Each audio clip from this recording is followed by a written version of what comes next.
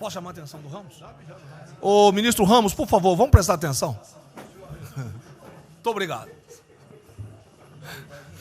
O senhor gostou? Tá. Senhores, bom dia.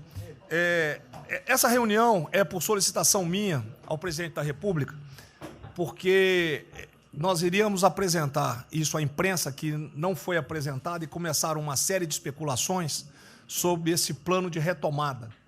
Então, eu solicitei ao presidente uma reunião com os ministros, porque o plano não vai ter efeito se todos os senhores não nos ajudarem, cada um na sua área, é claro.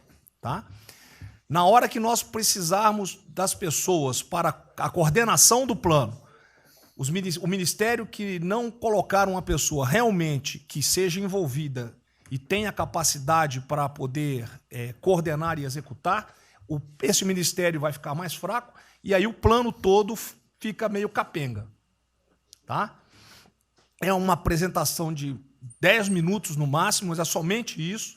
Eu pediria também aos senhores que a finalidade não é reunião de ministros para nós discutirmos nada, é simplesmente para apresentarmos o plano. Como é que saiu essa ideia? Eu estava conversando com diversos ministros, entre eles Rogério Marinho, o Tarcísio, inclusive o nome do plano, eu roubei de um plano do Tarcísio, né, Tarcísio? Né? Pedi autorização a ele, roubei. É um plano Marshall brasileiro. Né? E eu comecei a observar que tinha plano da Ministério de Desenvolvimento Regional, que a economia tem plano, que a saúde tem plano, e não estava havendo uma coordenação, uma sinergia. Então, esse foi o motivo dessa reunião aqui. Eu vou procurar ser bem breve e objetivo. Por favor, passa a primeira. Muito bom. Passou tudo. Acabou. Então, vamos acabar. Você está no fim, está errado, cara. Porra. Passa a primeira. Muito bem. Os senhores podem observar o seguinte. Eu comecei com o presidente. O problema, nós estávamos invertendo a questão de uma lógica de raciocínio. Nós temos um problema, né? Nós temos que ver quais são as consequências negativas desse problema. Todo mundo sabia, sanitárias e econômicas. Ninguém tem dúvida, com reflexo em todos os ministérios. Mas o foco não é na solução do problema. O foco hoje, de uma maneira geral, é quem é o culpado. Né? E nós queremos recolocar, vamos dizer assim, readequar isso aí para como o governo deve reagir a este problema para achar uma solução para as duas consequências negativas que ocorrem. Próximo. Então, é um programa. O programa se chama Pro Brasil, tá? Dou crédito ao azar do Tarcísio foi ele ter conversado comigo. Eu gostei e roubei. Né? Pro Brasil é um programa para integrar, aprimorar ações estratégicas. Os senhores vão ver que o foco ele não é de governo, ele é de Estado. Eu estou tentando fazer uma projeção de 10 anos. Tá? Eu estou tentando, não, nós vamos ter que fazer isso aí. Para a retomada do crescimento socioeconômico em resposta aos impactos relacionados ao coronavírus. Tá? Pode passar, por favor. As dimensões do programa são essas aí. Ó, tá? Ele pega um modelo de governança, ele busca melhoria da produtividade, investimentos estruturantes e ações estratégicas do setor público. Vai. O programa se divide em duas etapas, ou duas partes. O Pro Brasil, deixa eu ver aqui que eu não estou conseguindo enxergar. Ordem e o Pro Brasil Progresso. Tá? O Pro Brasil Ordem, que você não imprimiu para mim, e eu agradeço. Ah, não, botou na página errada. Ele pega um arcabouço normativo, ele trata, essas são as medidas estruturantes dele. Vai ter que ter um arcabouço normativo, investimentos privados, segurança jurídica, jurídica e produtividade, melhoria no ambiente de negócios e mitigação dos impactos socioeconômicos. Na parte de investimento, ele foca em obras públicas, parcerias do setor privado. Esse programa também ele tem um foco na redução das desigualdades regionais. tá? Tem um foco na redução das desigualdades regionais. Ô, Cid, está com o dedo pé rápido aí.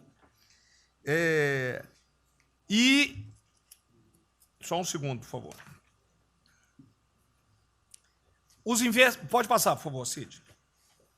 Qual é a abrangência do programa? Os senhores podem observar que ele tem uma parte de infraestrutura, ele tem ações viabilizadoras e tem ações de apoio na lateral. Como é que é o nome mesmo?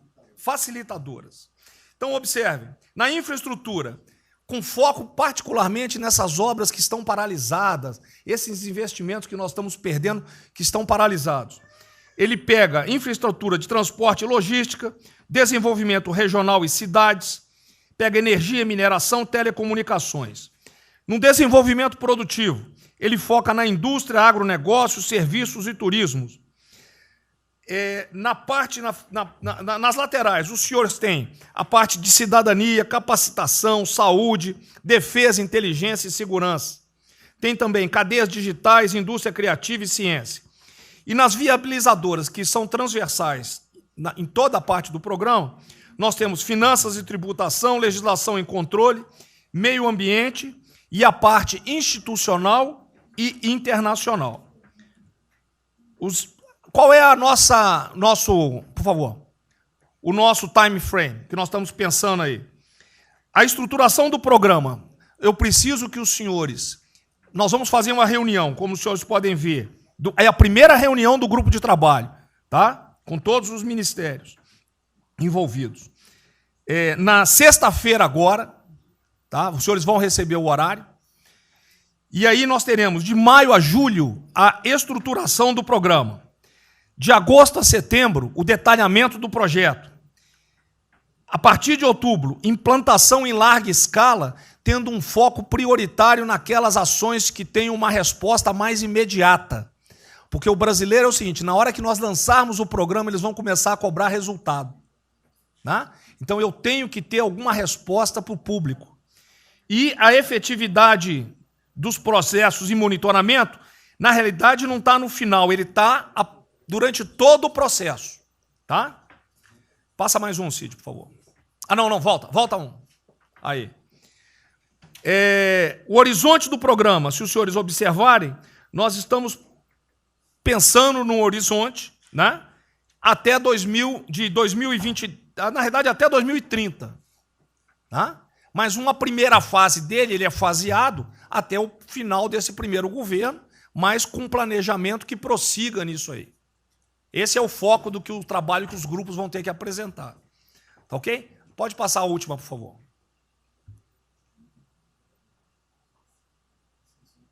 É sem som mesmo. Certo? Só um layout para os senhores. Então, na sexta-feira, eu solicitaria que os senhores, quando enviassem os representantes, esses representantes já viessem com uma noção dos programas ou do que os senhores pretendem dentro dos ministérios de vocês. Uma primeira ideia. E nós vamos partir disso para elaborar isso aí. O trabalho não será feito aqui. Aqui é somente uma coordenação. Cada ministério vai fazer e nós vamos coordenar. Presidente, era só isso. Vamos dar a palavra ao Paulo Guedes, que, com todo respeito aos demais, eu acho que é o ministro mais importante nessa missão aí. Eu queria fazer a primeira observação, é o seguinte, não chamem de plano Marshall, porque revela um despreparo enorme. Não, isso aqui foi só... Então, quando se falou em plano Marshall, Pro Brasil é um nome espetacular, 10 mil.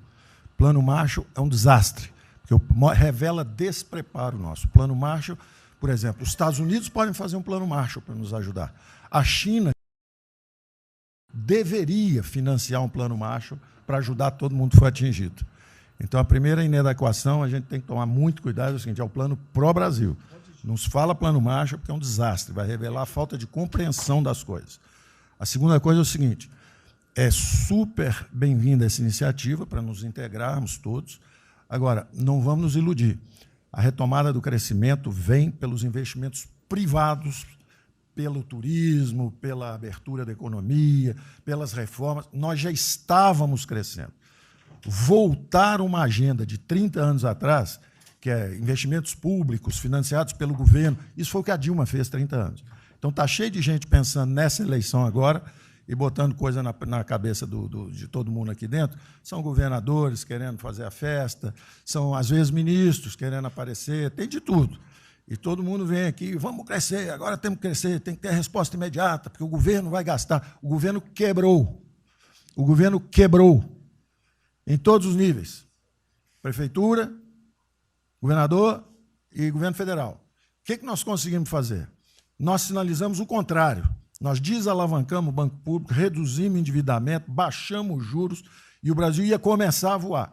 Então, se a gente lançar agora um plano, todo o discurso é conhecido, acabar com as desigualdades regionais, Marinho, claro, está lá, são as digitais dele. É bonito isso, mas isso é o que o Lula, que a Dilma estão fazendo há 30 anos. Se a gente quiser acabar igual a Dilma, a gente segue esse caminho. Então, eu acho o discurso bom, mas nós temos que tomar cuidado e reequilibrar as coisas. Não pode ministro, para querer ter um papel preponderante esse ano, destruir a candidatura do presidente, que vai ser reeleito se nós seguirmos o plano das reformas estruturantes originais. Então, eu tenho que dar esse recado, nós vamos estar à disposição, nós vamos ajudar tudo, mas nós não podemos nos iludir. O caminho desenvolvimentista foi seguido. O Brasil quebrou por isso. O Brasil estagnou. A economia foi corrompida, a política foi corrompida, a economia estagnou através do excesso de gastos públicos. Então, achar agora que você pode se levantar pelo suspensório, como é que um governo quebrado vai investir, vai fazer grandes investimentos públicos? Tarcísio sabe disso, conversamos sempre. Tarcísio sabe o seguinte, quanto é que você consegue, Tarcísio, passar de 5 bi para quanto? Para 15, para 20, para 30? Multiplicou por 6. Quanto é que você consegue de investimento em concessões? 250. Tá certo? Então, ó, tem 100 bilhões vindo para saneamento, tinha 100 bilhões que viriam, as 17 maiores petroleiras do mundo viriam para a nossa cessão onerosa, 100 bilhões de cessão onerosa, 100 bilhões de mineração, 100 bilhões de saneamento, 230 bilhões de concessões, 500 bilhões. Cadê o dinheiro do governo para fazer isso? Não tem. Então, quem está sonhando é sonhador. A gente aceita. Politicamente, a gente aceita. Vamos fazer todo o discurso da desigualdade, vamos gastar mais, precisamos eleger o presidente, mas o presidente tem que pensar daqui a 3 anos. Não é daqui a 1 ano, não. Tem muita gente pensando na eleição desse ano. É só a observação que eu faria. Eu estou fora de eleições municipais. Só um minutinho. A ideia aqui, ninguém falou em investimento público por enquanto. Inclusive, nós falamos ali em investimento... Falamos, inclusive, em investimentos privados. O que tem que acontecer é o seguinte, eu estou vendo o plano de toda gente, nós temos que sentar... Isso, e aí, não, a imprensa, fundamental, a economia, fundamental. Exatamente o que pode, o que não pode. Fundamental a coordenação. Até para não sair na imprensa o que está saindo. Porque saiu na imprensa assim, plano Marshall e economia está fora. Quer dizer, alguém foi para a imprensa e falou, ó, vê um plano Marshall aí e a economia está fora. Quer dizer, enfraquecer o nosso discurso no momento desse é uma tolice, é um atentado contra nós mesmos. Espera um pouquinho, dá licença um pouquinho. Questão da imprensa. Eu acho que eu resumi hoje na frente do Palácio em 20 segundos.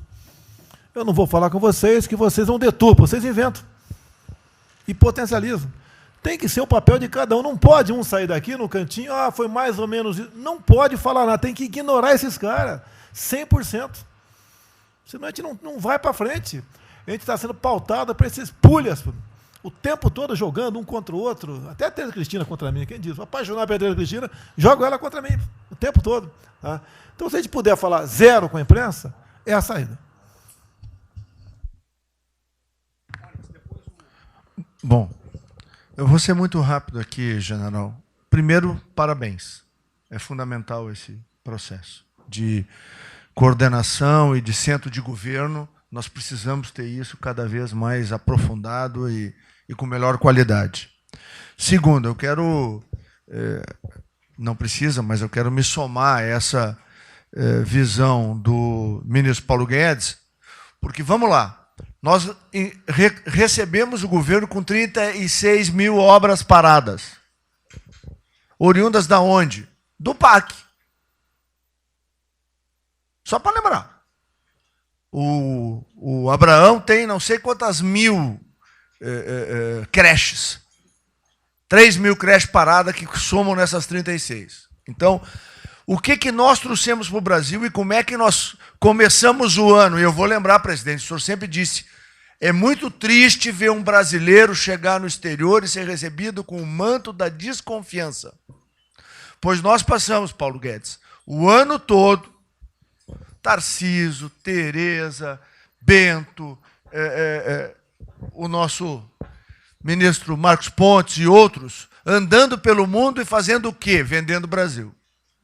Terminamos o ano, lembra do número, 482 bilhões de investimentos para os próximos 20 anos. Uma boa parte, mineração, petróleo, por aí vai. Recebemos 90 bilhões de bônus de outorga. Nós temos 10 bilhões de dólares do governo da Arábia Saudita que precisa definir onde é que vai botar. Mas o príncipe autorizou. São 50 bilhões de reais, a dinheiro de hoje. Então, eu tenho convicção de que nós temos que continuar fazendo o que a gente vinha fazendo. Ou seja, aprofundando a participação da sociedade. Nós temos uma coisa emblemática aqui, que é a Lei da Liberdade Econômica, que pela primeira vez na história do Brasil, desde que o Brasil é Brasil, o cidadão diante do Estado tem razão até que o Estado prove ao contrário. Foi isso que fez os americanos, que há 200 anos atrás eram muito mais pobres do que nós, ser muito mais ricos do que nós. Então, o aprofundamento são sim das reformas, é sim ousar e ter uma reforma tributária que baixe imposto no Brasil, reduz a carga tributária, estou falando sério. A gente nunca discutiu isso entre nós, mas isso tem que caminhar para isso. Por quê? Porque aí nós damos fôlego à iniciativa privada para que ela faça o que tem que fazer e nós vamos ser mediadores desse processo, apenas. E sinceramente, eu acho que todo o nosso esforço nos próximos dias tem que ser como é que nós mantemos a nossa linha, porque nós terminamos o ano, ministro Ernesto, ministro Tarcísio. O senhor foi recebido na Federação das Indústrias Alemãs com um slide que mostrava a 163 com os caminhões atolados e a 163 pavimentada. E o presidente que coordenava aquele momento, eu estava lá lhe aguardando, voltando da Rússia, disse ao senhor, o que vocês brasileiros fizeram que nós não acreditávamos que vocês recuperaram a confiança e estão fazendo tantas transformações. Então, presidente, só para concluir, 100% nesta linha, mas que a gente não perca o foco original, porque por onde a gente estava caminhando, nós recuperamos a confiança externa e externa. Fomos acometidos de algo muito grave, que é uma doença, e que foi levado ao paroxismo da histeria, porque serve a interesses de muitos, os mais variados, eu não vou aqui detalhar. Mas, sinceramente, temos que rapidamente voltar ao que nós estamos fazendo, porque nós estamos no caminho certo, e a prova disso é que todo mundo voltou a olhar o Brasil com respeito. Bom, eu vou partir do princípio que todos que estão aqui são bem intencionados e querem o bem do Brasil. Tá? Então, não acredito em teoria da conspiração, nem que ninguém quer solapar os alicerces da República, nem abalar a administração do presidente Bolsonaro. Pelo contrário. E quero lembrar a todos que não existem verdades absolutas. Por favor, vamos refletir. O que está acontecendo hoje no mundo não tem parâmetro nos últimos 100 anos. O que está acontecendo hoje no mundo vai permitir, de acordo com a FMI, foi a previsão de uma semana atrás, de uma diminuição de quase 3% do PIB mundial, e no caso do Brasil, de mais de 5%. Não tem paralelo. Em situações extraordinárias, remédios extraordinários de forma circunstancial. Isso não significa que nós tenhamos a necessidade de implantarmos uma política permanente. O ministro Braga Neto está, na sua apresentação, ele estabelece, inclusive, um limite temporal e deixa claro que é uma política de Estado. O que eu peço é que nós tenhamos aqui as mentes abertas e que os dogmas, quaisquer que sejam eles, presidente, sejam colocados de lado nesse momento. Porque os governos do mundo, certamente, têm a capacidade de entender o que está se passando. E eu tenho visto governos extremamente liberais preparando programas de reconstrução, levando em consideração a necessidade de que o Estado Nacional passe a ter um papel diferente como tomador de risco nesse momento em que há uma queda abrupta da liquidez. O ministro Onyx fala com muita propriedade da Arábia Saudita, dos 10 bilhões de dólares. É bom lembrar, está aqui o ministro Bento, que está se pagando para se retirar petróleo do mundo. Os países vão utilizar suas respectivas liquidez para resolver os seus problemas de infraestrutura e de retomada das suas economias. Nós temos que ter segurança jurídica, senhor presidente. Respeito a contratos, senhor presidente. Capacidade de alavancar recursos privados com a inversão de recursos públicos, sim. É bom lembrar que eu tenho ouvido falar, não sei se é verdade, depois a gente vai colocar na ponta do lápis, que a gente pode chegar a 600 bilhões de reais esse ano de ajuda a empresas e a pessoas físicas. Recursos do governo federal, fruto de endividamento do governo, desse governo, que vai terminar o ano com um déficit 4, 5, 6 vezes maior do que estava precificado no início do ano. Caiu um meteoro sobre as nossas cabeças. Então, por favor, nós não podemos começar uma discussão com verdades absolutas e com dogmas estabelecidos ao longo de 100 anos, em função de uma catástrofe que se abateu sobre o mundo, e os governos de todo o mundo estão se debruçando sobre o assunto, entendendo que muda o papel do Estado. Senhor presidente, é bom lembrar que, quando houve a unificação da Alemanha, eu acho que esse é um fato histórico irrefutável, o Estado alemão entendeu e fez um pacto de que haveria necessidade de investir em capital humano e infraestrutura na Alemanha Oriental para diminuir desigualdades regionais. E esse é um pacto do Brasil. Essa pode ser uma catástrofe que vai nos afundar, ou pode ser uma onda para a gente surfar, uma alavanca para recuperar o país. Todos os países do mundo estão submetidos ao mesmo processo. Vai depender da nossa capacidade de termos uma opção clara de que forma vamos sair desse problema. Se vamos gastar 600 bilhões de reais para resolver uma situação que é emergencial e todos reconhecemos que é necessária, de darmos segurança à população, no caso alimentar, para evitarmos o caos, para diminuirmos a mortandade das empresas, muito bem, está correto, essa é a boa direção. Por que não 5%, 6%, 7% desse total, 10% desse total, em obras de infraestrutura? Por que não termos a capacidade de alavancarmos o emprego no momento em que a retomada, todos os economistas aqui reconhecem, vai ser muito lenta? Bom, eu só estou falando isso, presidente, para que nós possamos ter essa discussão sem dogmas, sem verdades absolutas, sem a preocupação de que as coisas continuam como eram antes. Não são como eram antes, aqui e no mundo inteiro. Presidente, eu estava assistindo atentamente a apresentação do colega ministro Braga Neto, e na parte final, ali no slide das questões transversais, está o meio ambiente, mas eu acho que o que eu vou dizer aqui sobre o meio ambiente se aplica a diversas outras matérias.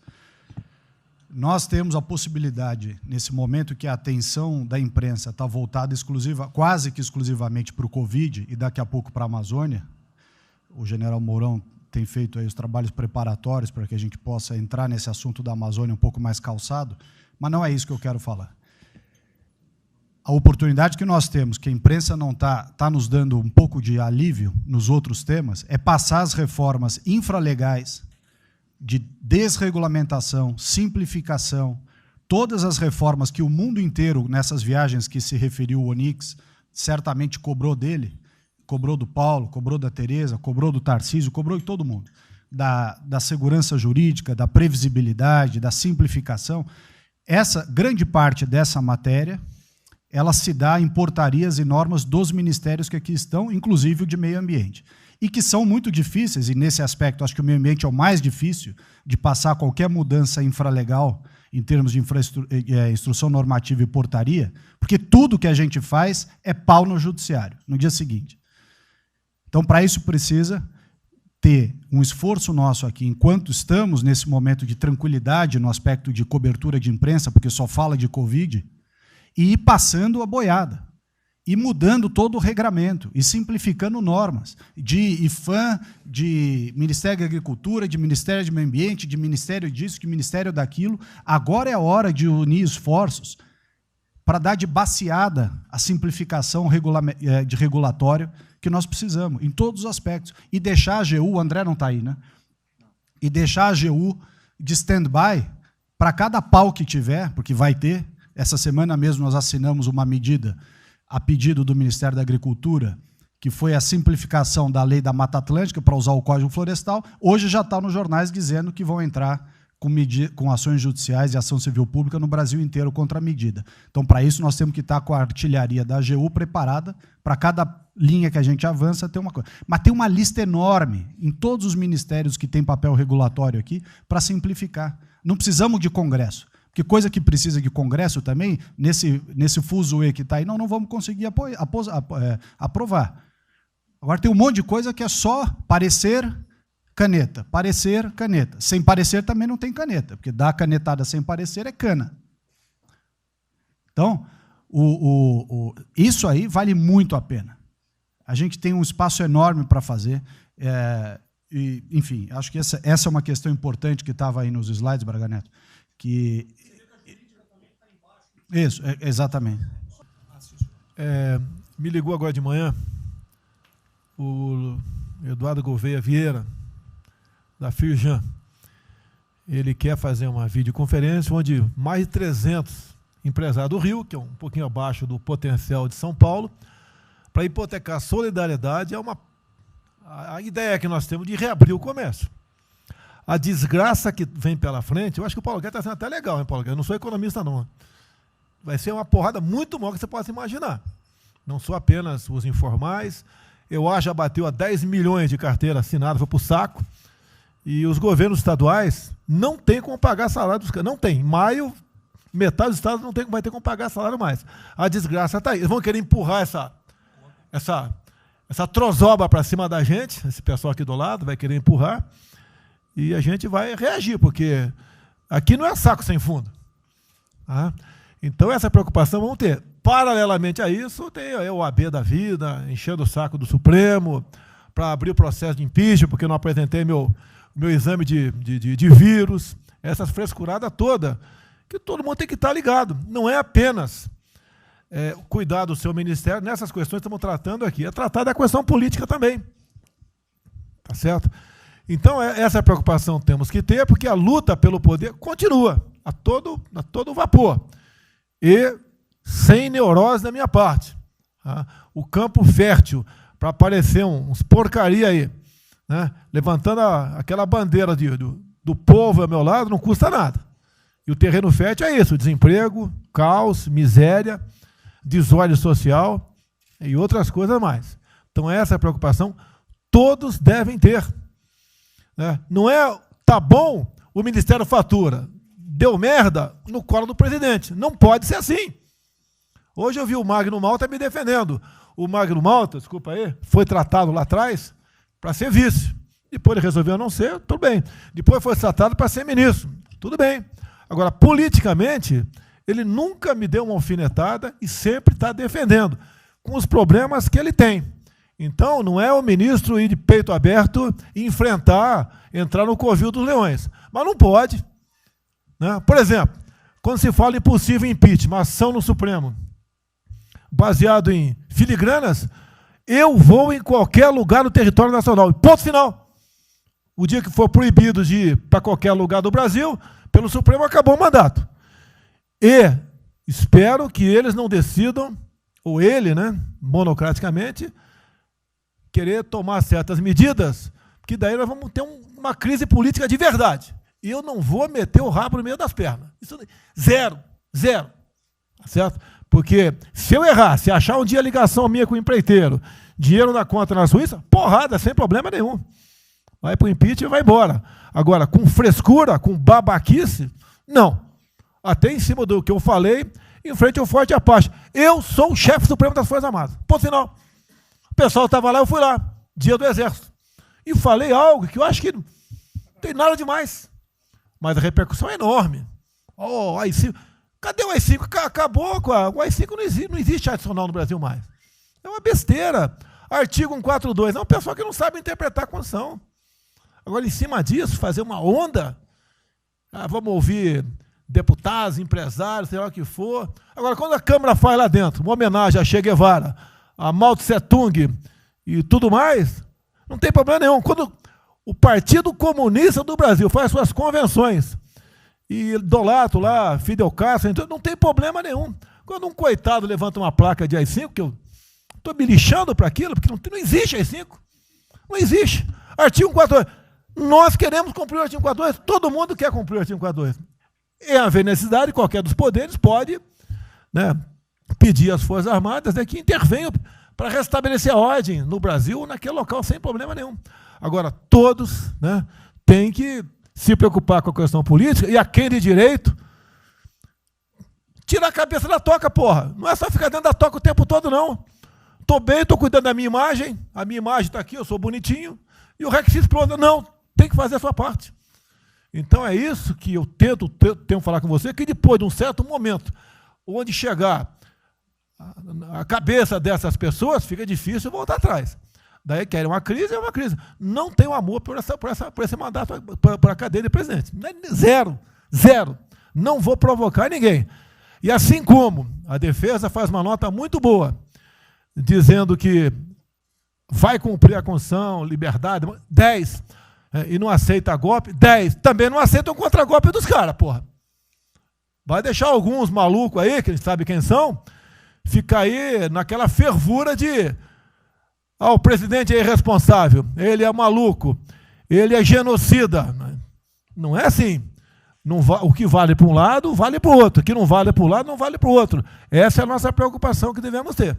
Com isso que está aqui, o pró-Brasil, mas também com a questão política. Se nós começarmos a falar com propriedade, e tem muita gente que fala muito melhor do que eu, e tem um conhecimento muito melhor do que eu, tem que falar, pô, discretamente, mas tem que falar, para não deixar subir a temperatura, que é só porrada o tempo todo em cima de mim. E vou continuar indo em qualquer lugar do Brasil, ponto final, é problema meu. Tá certo? Se eu não tivesse direito de ir e vir, prefeitinho lá do fim do mundo, um jaguapoca de um prefeito, manda prender. Tem que a justiça se posicionar sobre isso, porra. Tem que se posicionar sobre isso abertamente. Não admitimos prisão por parte de prefeitos e o decreto. Tem que falar, não é ficar quieto. E aquele direito aqui, e todos os ministros têm que falar isso aí, não é só a justiça. Todos têm que falar. Não é ficar, toca o barco não e vamos em frente. Tá? Então é isso que eu apelo a vocês, pô. Essa preocupação, acordem para a política e se exponham. Afinal de contas, o governo não só. E se eu cair, cai todo mundo. Agora, se tiver cair um dia, vamos cair lutando, uma bandeira justa, não para uma babaquice de exame antivírus, pô. Pelo amor de Deus, pô. Tá? Eu, até já bem claro, de uns 8 anos para cá, quando pedia farmácia de manipulação, um remédio qualquer, eu falava com o médico. Bota um nome de fantasia, porque se for o meu nome para lá, como sempre foi um cara manjado, né, tem 3, 4 que vão manipular lá o medicamento, pode me envenenar, pô. E assim é a mesma coisa a questão do vírus, entre outros. De acordo com o interesse, o cara dá negativo ou dá positivo, depois que deu, vai para a contraprova, mas dá problema. E nós sabemos, tá certo, que nós temos um compromisso com a verdade. Eu jamais mentiria se não tivesse realmente um exame negativo. Jamais eu emitia negativo, deu positivo, vice-versa. Jamais. A verdade é acima de tudo. Então, é o apelo que eu faço a todos que se preocupem com política para não ser surpreendido. E eu não vou esperar o barco começar a afundar para tirar água. Estou tirando água e vou continuar tirando água de todos os ministérios. No cante é isso. A pessoa tem que entender. Se não quer entender, paciência, pô. E eu tenho o poder e vou interferir em todos os ministérios, sem exceção. Nos bancos eu falo com o Paulo Guedes, se tiver que interferir. Nunca tive problema com zero problema com o Paulo Guedes. Agora, os demais, eu não posso ser surpreendido com notícias. Pô, eu tenho a PF que não me dá informações. Eu tenho as inteligências das Forças Armadas que não têm informações. A BIM tem seus problemas. Tem algumas informações. Só não tenho mais porque está faltando, realmente, temos problemas. Aparelhamento, etc. Mas a gente não pode viver sem informação. Quem é que nunca ficou atrás da porta ouvindo que seu filho ou sua filha está está comentando. Tem que ver, depois que ela engravida, não adianta falar com ela mais. Tem que ver antes. Depois que o moleque encheu os cornos de droga, não adianta mais falar com ele, já era. E a informação é assim. Eu estava vendo, estudando no fim de semana aqui, como é que o serviço chinês secreto trabalha nos Estados Unidos. Qual a preocupação nossa aqui?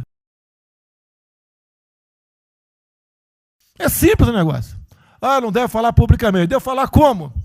Está todo mundo vendo o que está acontecendo?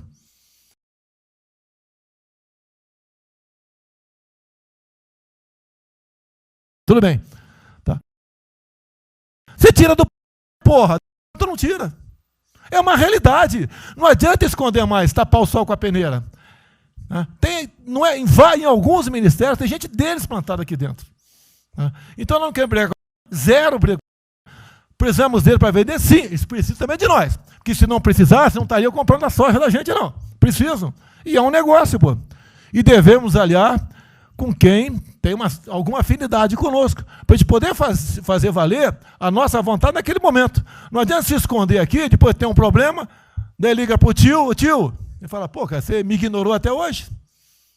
Você só não me chamou de imperialista, igual a esquerdalha e o FHC falava no passado. No resto, agora não dá mais. Então, essa é a preocupação que temos que ter, a questão estratégica, que não estamos tendo. E me desculpe, o serviço de informações nosso, todos, são uma vergonha, que eu não sou informado. E não dá para trabalhar assim, fica difícil. Por isso, vou interferir. E ponto final, pô. Não é ameaça, não é uma extrapolação da minha parte, é uma verdade. Como eu falei, né? Dei os ministérios para os senhores, o poder de veto. Mudou agora, tem que mudar, pô. E eu quero realmente governar o Brasil. Nós precisamos de todos aqui, como disse o Marinho, né? Aqui é o mesmo barco. Se alguém cavar no porão aqui, vai todo mundo para o saco aqui, vai todo mundo morrer afogado. Então é isso que a gente precisa, é pensar além do que tem que fazer internamente aqui. Quando explodiu o Inmetro, eu conversei com o Paulo Guedes. Desculpa a linguagem, é uma putaria o Inmetro. Trocar tacógrafo, tocar taxímetro, botar chip na bomba de combustível, putaria, igualzinho a tomar 3 pinos. Está muito bem agora, a imprensa enfiou porrada. Botou um coronel. Coronel formado pelo IME. Não ia botar um coronel sem uma formação. Tá? E assim nós devemos agir, como estava discutindo agora. IFAM, está lá vinculado à cultura. Eu fiz a cagada em escolher, não escolher uma pessoa que tivesse também outro perfil. Uma excelente pessoa que está lá, tá? Mas tinha que ter outro perfil também. O IFAM para qualquer obra no Brasil. Compara do Luciano Hang. Encontra lá um cocô petrificado de índio, para a obra, pô. Para a obra. O que tem que fazer? Alguém no IFAM que resolva o assunto. E assim nós temos que proceder. E assim, cada hora, como eu falei da Tereza Cristina, que mudou uma instituição normativa, revogou uma instituição normativa, ajudou 400 mil pessoas no Vale do Ribeira, parabéns a ela. Assim são outras decisões. A questão de armamento, tá? As questões de... por quê? Espera aí. Senhor ministro da Justiça, por favor. Foi decidido há pouco tempo que não podia botar algema em quase ninguém. Por que estão botando algema em cidadão que está trabalhando, ou mulher que está em praça pública, e a justiça não fala nada? Tem que falar, pô. Vai ficar quieto até quando? Ou eu tenho que continuar me expondo? Tem que falar, botar para fora, esculachar. Não pode botar algema. Decisão do próprio Supremo. E vão ficar quieto até quando? Ficar humilhando o nosso povo. Porque isso está crescendo. O pessoal fica apontando para mim, votei em você para você fazer alguma coisa. Votei em você para você tomar decisões, para você brigar. E é verdade. Eu estou me lixando com a reeleição. Eu quero mais que alguém seja eleito, se eu vier candidato, tá? Eu quero ter paz no Brasil, mais nada. Porque se for à esquerda, eu e uma porrada de vocês aqui tem que sair do Brasil, que vão ser presos. E eu tenho certeza que vão me condenar por homofobia. 8 anos por homofobia. Daí inventam o racismo, como inventaram agora para o Von Traub. Desculpa usar bafo. Puta que eu pariu. O Von Traub pode ter falado a maior merda do mundo, mas racista? Vamos ter que reagir, pessoal. É outra briga. Tem que ser um governo com altivez. Se expor, mostrar que nós temos o povo do nosso lado. Que nós somos submissos ao povo. Nós queremos realmente, é como disse, se não me engano, Margaret Thatcher, né? Ou Reagan, não sei, para ser conduzido pela porra brasileira, e ponto final. Onde o povo está, vamos estar junto. Eu não convidei ninguém para ir para frente do Forte Apache. Ninguém, zero. Estava na casa do meu filho, fiquei sabendo, vou para lá.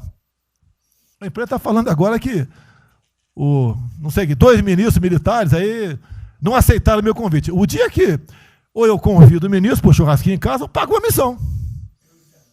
Tá? Não sei, eu pago uma missão. A missão for absurda, o ministro falou, tchau, tô fora. Tá certo? Ou vai e fica puto, mas vai, pô.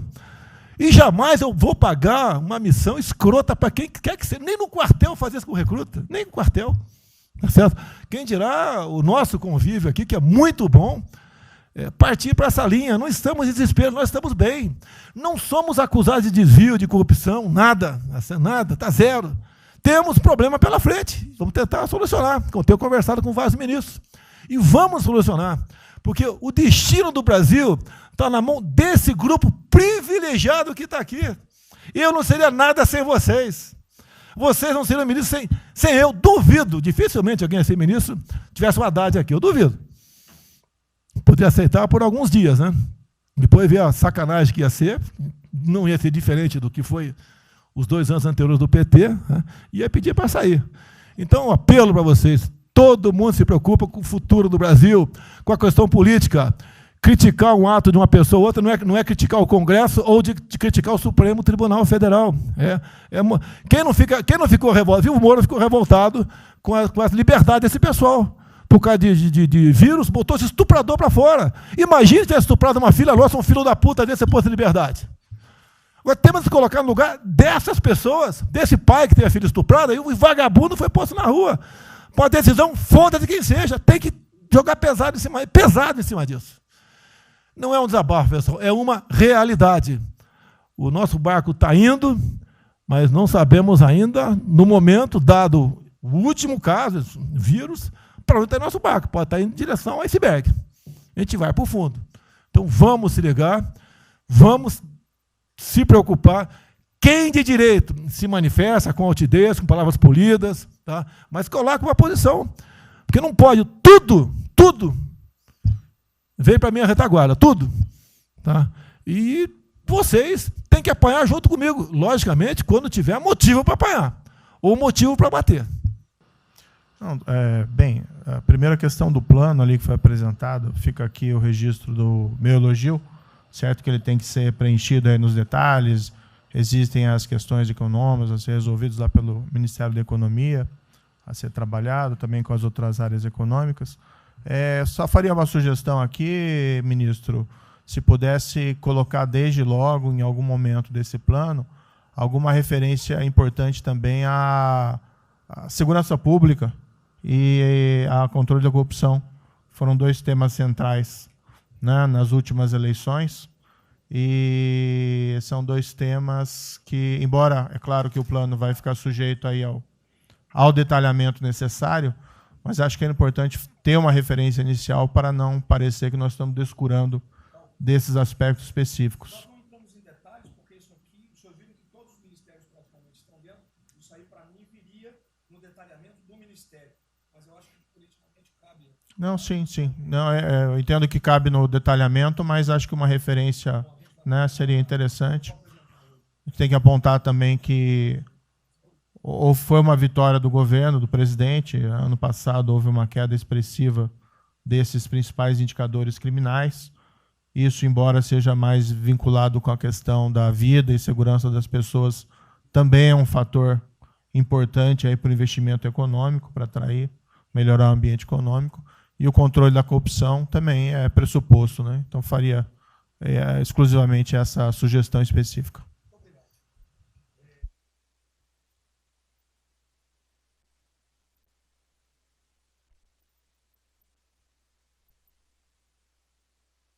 Para a gente começar a falar do dia seguinte, o próprio ministro Guedes, nas discussões que temos tido nas últimas semanas, tem nos orientado, o BNDES foca na reconstrução, foca no dia seguinte, porque a crise de saúde vai demorar alguns meses e a reconstrução muito mais meses do que isso. Então, é muito oportuno a gente já começar a discutir isso.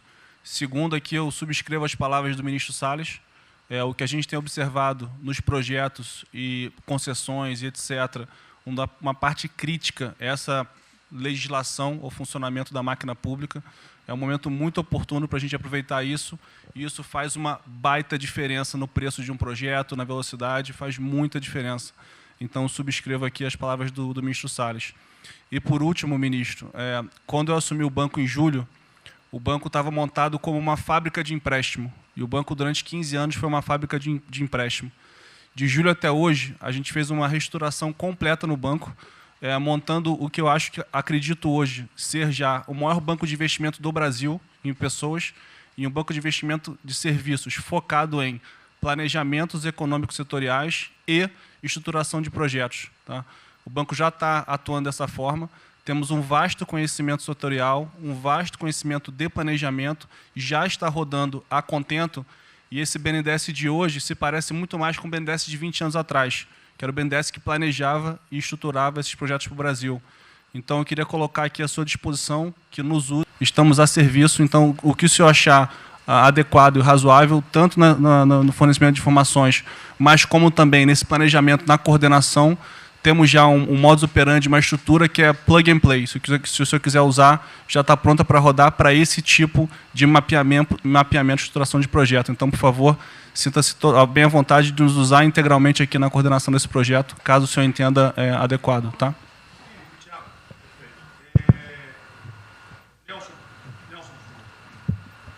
Alô? Bom, estou chegando aqui, então é importante que eu coloque para vocês como é que a gente vai trabalhar. Né?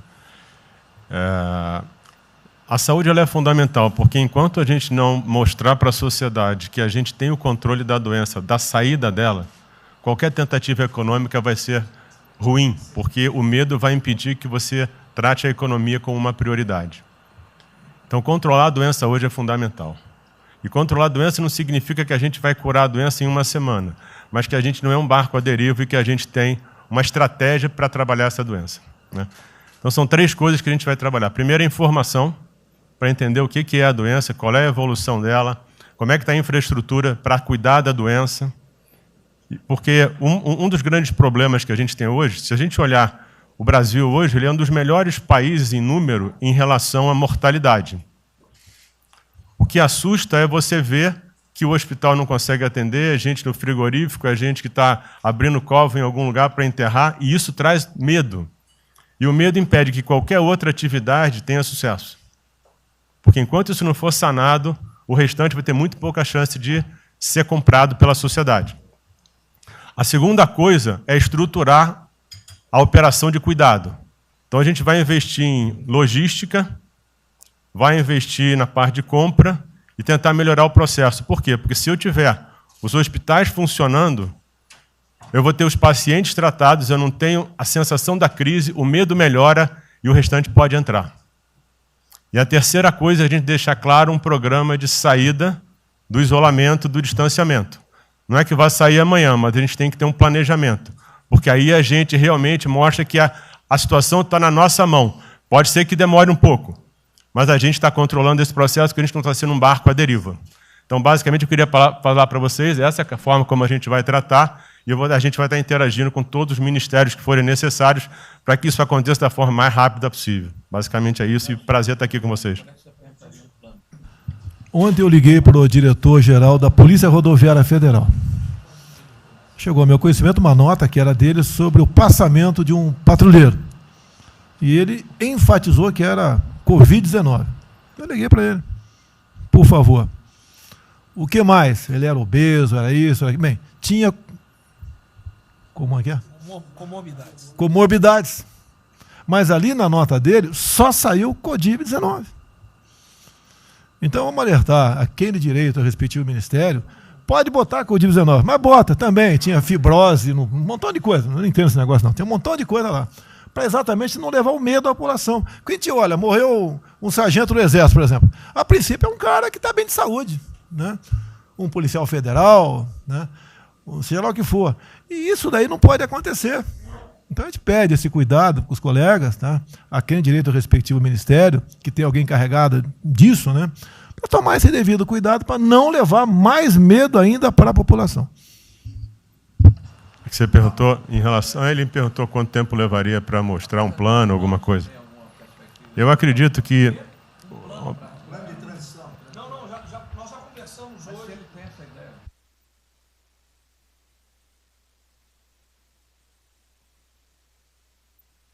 A gente está trazendo um reforço para poder acelerar esse processo, porque, na verdade, a gente está correndo contra o tempo.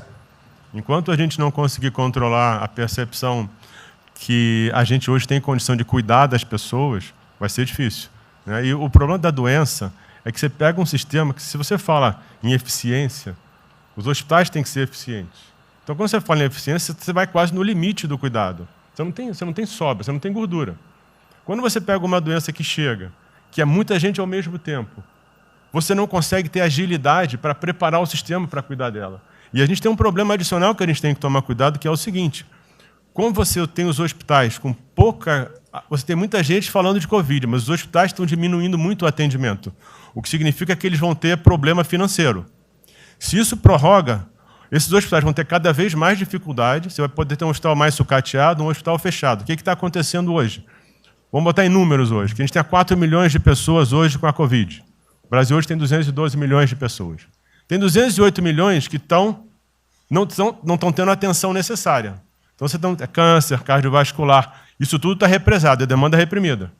Quando você controlar a Covid, o não Covid vai chegar com tudo. E você pode pegar uma estrutura sucateada.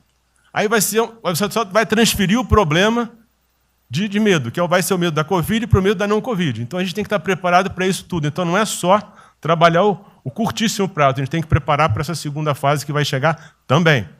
Isso tudo a gente está fazendo, só para vocês saberem que a gente está pensando nisso tudo, só para vocês saberem que está tudo trabalhado.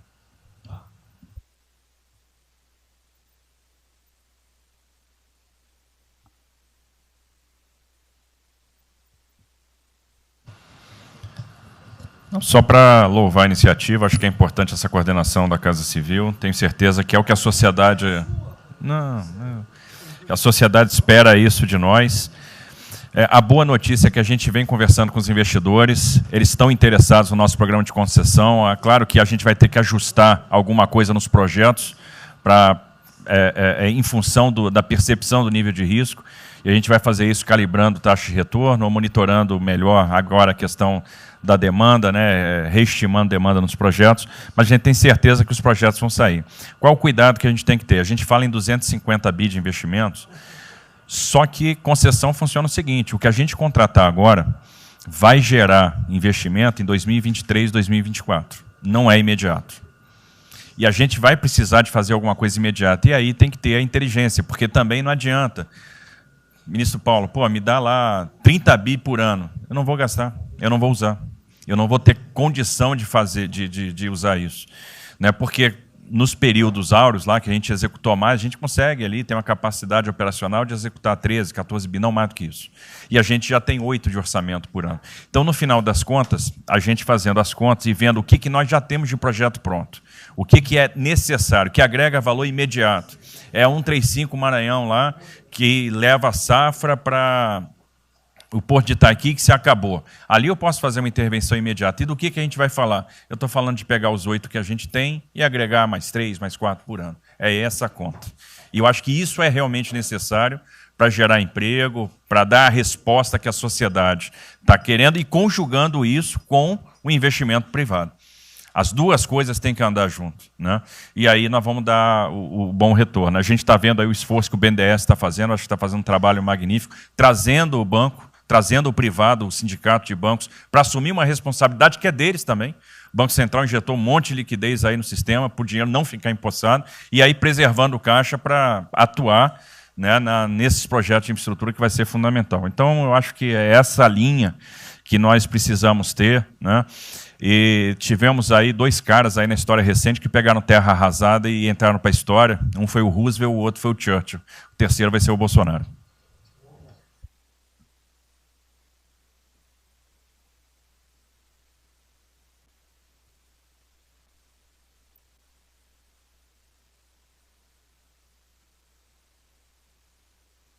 São só 5 pontos muito rápidos. Primeiro, presidente, o maior programa da história do mundo de inclusão social, digital, que nós estamos fazendo nesse governo, pessoas que tomavam dinheiro a 25% ao mês. Quer dizer, todos os ladrões lá, PT, PMDB, PSDB, aquela ladroagem toda, 25% ao mês. E ninguém se indigna. Esse governo que se indignou, o governo dos liberais. Então, assim, acho que a gente está com um problema de narrativa. Hoje de manhã, por exemplo, o pessoal da Band queria dinheiro. O ponto é o seguinte, vai ou não vai dar dinheiro para Bandeirantes? Ah, não vai dar dinheiro para Bandeirantes?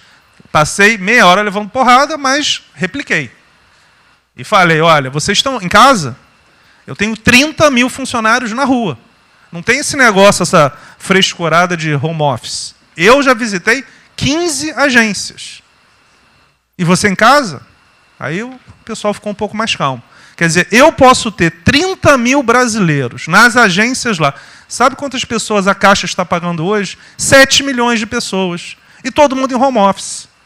Que porcaria é essa? Desculpa o meu ponto, presidente. Quando o senhor falou, pô, eu vou me emocionar. O Luiz Lima, que nadou com meu pai, foi atleta olímpico, teve a esposa e a filha de 14 anos presa ontem, num camburão. Que porra é essa? Desculpa. Que porra é essa? O cara vai pro camburão com a filha. Se fosse eu, ia pegar minhas 15 armas e ia dar uma... Eu ia morrer. Porque se a minha filha fosse pro camburão, eu ia matar ou morrer. Que isso? Estava nadando, é uma atleta olímpica. Você tira a pessoa está nadando com 14 anos. Eu tenho uma filha, Maria, de 14 anos. Se a minha filha fosse para o camburão, ou eu matava ou eu morria. Que isso? E a esposa do Luiz Lima nem usou o fato de ser esposa de um deputado federal. Mas ela assim, foi calada e saiu calada. E aquele governador roubando para a direita, para tudo quanto é lado. Então o governador rouba, aí ele sai prendendo todo mundo e fica tudo isso por isso mesmo. Aí a gente faz o maior programa da história da humanidade de inclusão de pessoas que recebiam 25% ao mês, cobravam. PSDB, PT, PMDB, aquele grupo todo. Na hora de privatizar, todo mundo, porra, com 200 milhões, 300 milhões, porra. Tem vice-presidente da Caixa que eu expulsei, dos 120, 105 eu tirei. E se o senhor precisar, obviamente, o meu chefe é o ministro Paulo Guedes, ele decide. Não tem problema.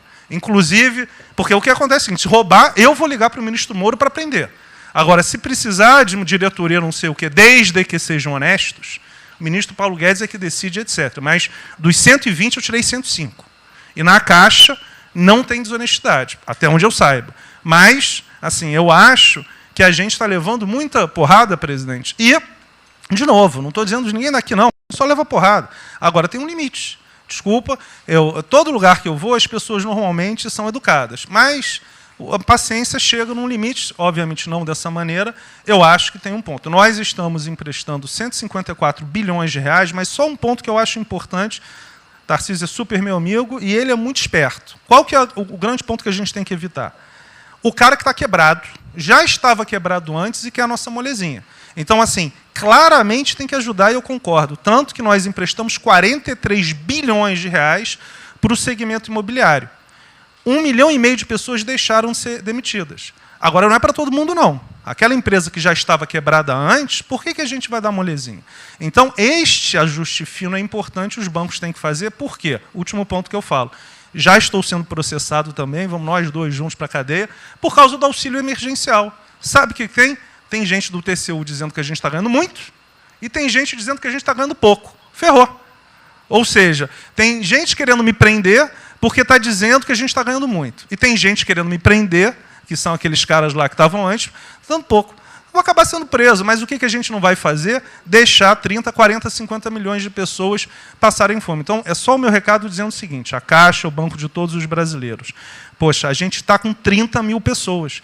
Eu passo ligando, 45 pessoas na Caixa tiveram coronavírus. 2 faleceram, um, na verdade, com 70 anos, que já estava aposentado, e outro. A pessoa, eu chorei mais do que a pessoa, a mãe. Uma pessoa em 30 mil que estão o dia inteiro. E eu já falei para minha esposa, se tiver qualquer coisa, eu vou tomar 1 litro de hidrocloroquina, aquelas coisas todas. Então, assim, eu acho que a gente está, só o último ponto, numa questão de histeria coletiva. Quer dizer, eu posso ter 30 mil funcionários da Caixa pagando 7 milhões hoje, 2 milhões na segunda, ontem a gente abriu 800 agências, vamos abrir no sábado, no domingo, 2 horas antes. Então, o que a imprensa quer? Que você pague e dane-se os funcionários da Caixa. Mas se morrer 2, Jornal Nacional, presidente Bolsonaro e presidente Pedro, irresponsáveis porque abriram. A gente só vai levar porrada. Agora, realmente, meu ponto é, É inaceitável, foi a primeira vez que aconteceu. Eu conheço a Milene Comini, atleta olímpica.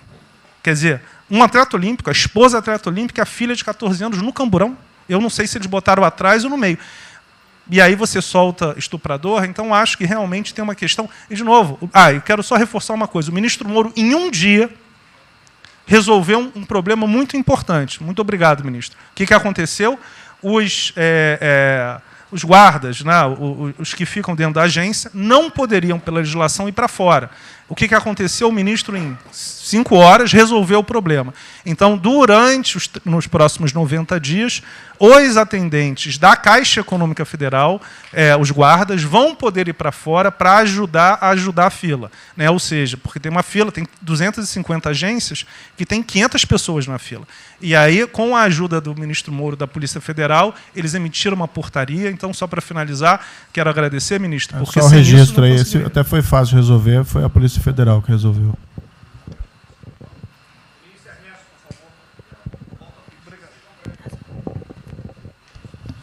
Muito obrigado, ministro.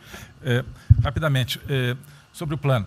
A dimensão internacional do plano, evidentemente, é fundamental, já está ali contemplada.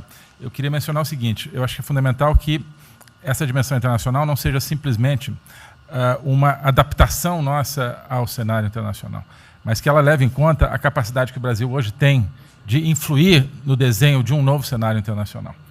Eu estou cada vez mais convencido de que o Brasil tem hoje as condições, tem a oportunidade de se sentar na mesa de 4, 5, 6 países que vão definir a nova ordem mundial. Outro dia, na conversa do presidente com o primeiro-ministro da Índia, o indiano disse que vai ser tão diferente o pós-coronavírus do pré quanto o pós-Segunda Guerra do pré. E eu acho que é verdade. E assim como houve um Conselho de Segurança que definiu a ordem mundial 5 países depois da Segunda Guerra, vai haver uma espécie de novo Conselho de Segurança, e nós temos, dessa vez, a oportunidade de estar nele e acreditar na possibilidade do Brasil influenciar e ajudar a formatar um novo cenário. E esse cenário, eu acho que ele tem que levar em conta o seguinte, estamos aí revendo os últimos 30 anos de globalização, vai haver uma nova globalização. O que aconteceu nesses 30 anos? Foi uma globalização cega para o tema dos valores, para o tema da democracia e da liberdade.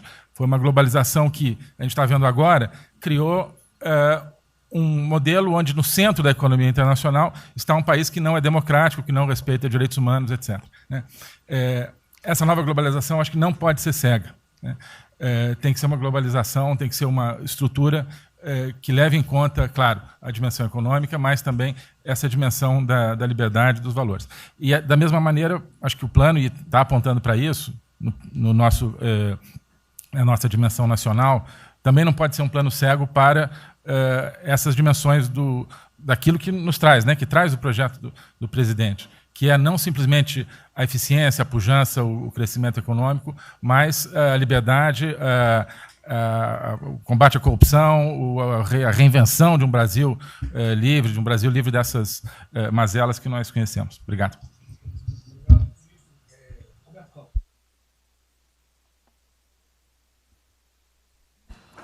Não, é bem rápido.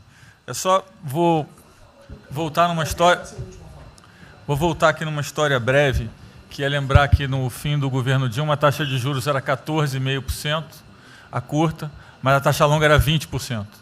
E aí, quando a gente olha o que aconteceu e o que proporcionou a taxa de juros cair, é interessante, porque teve um dia, 18 de agosto, que saiu uma manchete no jornal que todos os elementos apontavam que ia ter o teto de gastos. Naquele dia, a curva de juros longa começou a cair e foi quando depois o presidente do Banco Central anterior começou a cair os juros. Ele caiu os juros até o nível de 6,5%, estabilizou, teve a incerteza das eleições, com a incerteza do PT poder voltar, a taxa piorou. Depois, curiosamente, quando o mercado entendeu que ia ter a Previdência, foi quando abriu espaço para cortar os juros novamente. Então, a razão dos juros ter ido de 14,5%, ou 15%, ou 20% para o que está hoje foi o fato da sociedade, do mercado, ter entendido que o governo ia ter disciplina em relação às contas públicas. Isso a gente não pode esquecer. Tá? Se me permite, Roberto, então você está dizendo aí que não só a Selic, bem como a taxa longa, nós devemos basicamente a PEC do teto, é isso? Isso. Estou dizendo exatamente isso. e depois também a Previdência. Então, dito isso, eu acho que é importante a gente passar essa mensagem. Um outro tema só, em relação ao plano, 3 pontos só que eu acho importante. A gente tem feito reuniões entre os banqueiros centrais de vários países do mundo quase todas as semanas. E eu acho que tem 3 pontos que são importantes. Primeiro, existe um consenso hoje que o mundo privado está com muito medo de tomar risco. Então, que não vai ter como ter uma saída rápida sem que o governo não entre de alguma forma tomando risco, porque o mundo privado está com medo de tomar risco pelo fator medo, que é o fator que o doutor mencionou, que eu acho que é muito importante. Se amanhã você permitir todo mundo ir no estádio de futebol ver um jogo, será que todo mundo vai sair de casa e vai? Qual é o fator medo? E o fator medo é interessante, porque quanto mais informação você tem, mais medo você tem, porque a mídia joga medo. Então, você tem hoje uma classe mais alta que tem mais medo que a classe mais baixa, exatamente porque eles têm mais acesso à informação e a informação é enviesada. Então, o primeiro ponto é esse tema de tomar risco. O segundo ponto, rápido, é um tema que eu acho que está muito crescendo também, está crescendo bastante, que é a análise, que a gente chama de análise intertemporal. Quando você faz uma ajuda, quando o governo faz um gasto, geralmente acontece 2 coisas. Ou você bota fundo perdido, ou seja, esse gasto não vale nada, e aí vai ter um reflexo na economia, na taxa de juros, ou as pessoas exageram e falam, não, esse gasto vai ser multiplicador. Provavelmente não é nenhuma coisa nem outra. O que eu acho que falta de analisar os gastos do governo é o quanto desse gasto que eu recupero lá na frente, via preservar emprego, via manter uma empresa viva que ia morrer. Então, eu acho que falta análise completa do gasto. O gasto nunca é fundo perdido. Também ele nunca é muito multiplicador, ele é um meio do caminho entre uma coisa e outra. E o que eu acho que falta é a análise de eu vou gastar tanto e esse gasto vai ter essa efetividade. Por exemplo, existe uma percepção do mercado que dinheiro para governador e prefeito é dinheiro jogado fora. Pode ser que seja mentira, mas existe essa percepção hoje. E tem vários vídeos rodando por aí, os senhores devem ter visto, de que o dinheiro vai para a prefeitura e não vai parar, porque vai em bem intangível, que é difícil de controlar. Vai em programa que você nunca tem como monitorar. Então, acho que é importante esse tema de fazer essa análise intertemporal, de ver realmente qual é a eficiência do gasto. E, por último, último ponto, conversando com investidores, a gente tem feito isso, inclusive nós fizemos uma conversa, 2 bancos centrais com investidores, inclusive de infraestrutura, e o problema principal que aparece em toda a conversa no Brasil, do investidor privado, é que, no passado, toda vez que o investidor privado entrou, teve muita sacanagem. O tema da governança é super importante. Então, eu estava conversando com o Marinho, a coisa mais importante desse projeto, na minha opinião, é garantir que a governança é boa, para o investidor privado ter certeza que ele vai estar junto com o governo, ou ele vai estar em grande parte tomando risco, às vezes o governo vai tomar um pouquinho, mas que é uma coisa que ele não precisa se preocupar na frente com a governança. E o jeito de melhorar a governança é colocar agentes internacionais que fazem governança mundial. A gente conversou um pouco sobre isso, é só isso. Obrigado. Obrigado. Ministra Damares, por favor. Perdão, Marcelo já falou? Não.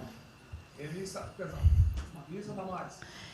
Ministro, parabéns pela ideia, mas eu preciso lembrar, e eu preciso fazer sempre isso para que a gente não perca o foco, a questão de valores, ministro. Esse governo tem o pilar dos valores. Não se pode construir nada neste governo sem a gente trazer valores. Nós estamos sabendo, e a gente está falando o tempo todo, que nós não seremos mais os mesmos depois dessa pandemia. O mundo não será mais o mesmo, nós não seremos mais o mesmo, e nós vamos ter que fazer uma revisão de políticas públicas no mundo todo e no Brasil. Nós vamos ter que nos reinventar, com certeza. Neste momento, o que nós estamos vendo aqui no nosso comitê? Nós estamos buscando dados e não estamos encontrando dados. Nós recebemos um governo que não tinha dados, os dados que nós tínhamos eram falsos, mentirosos, um Brasil de achismo, um Brasil de talvez, eu acho que é, talvez sim, talvez não. Políticas públicas construídas até agora nessa nação em cima de talvez e de achismo. Nós vamos ter que rever muita coisa. É um país plural. Quando a gente foi buscar os povos tradicionais agora para a gente construir o enfrentamento ao coronavírus, nós descobrimos, ministros, que nós temos 1.300.000 ucranianos no Brasil e ninguém nunca falou de ucranianos para nós, com a sua cultura totalmente preservada no Brasil. Nós estamos com 1.500.000 ciganos e eu falava de 1.300.000 e são 1.500.000 ciganos. Nós estamos... Então, presidente, nós vamos ter que rever muita coisa na aplicação das nossas políticas públicas no Brasil. Os nossos seringueiros são em números maiores do que a gente imagina no Brasil.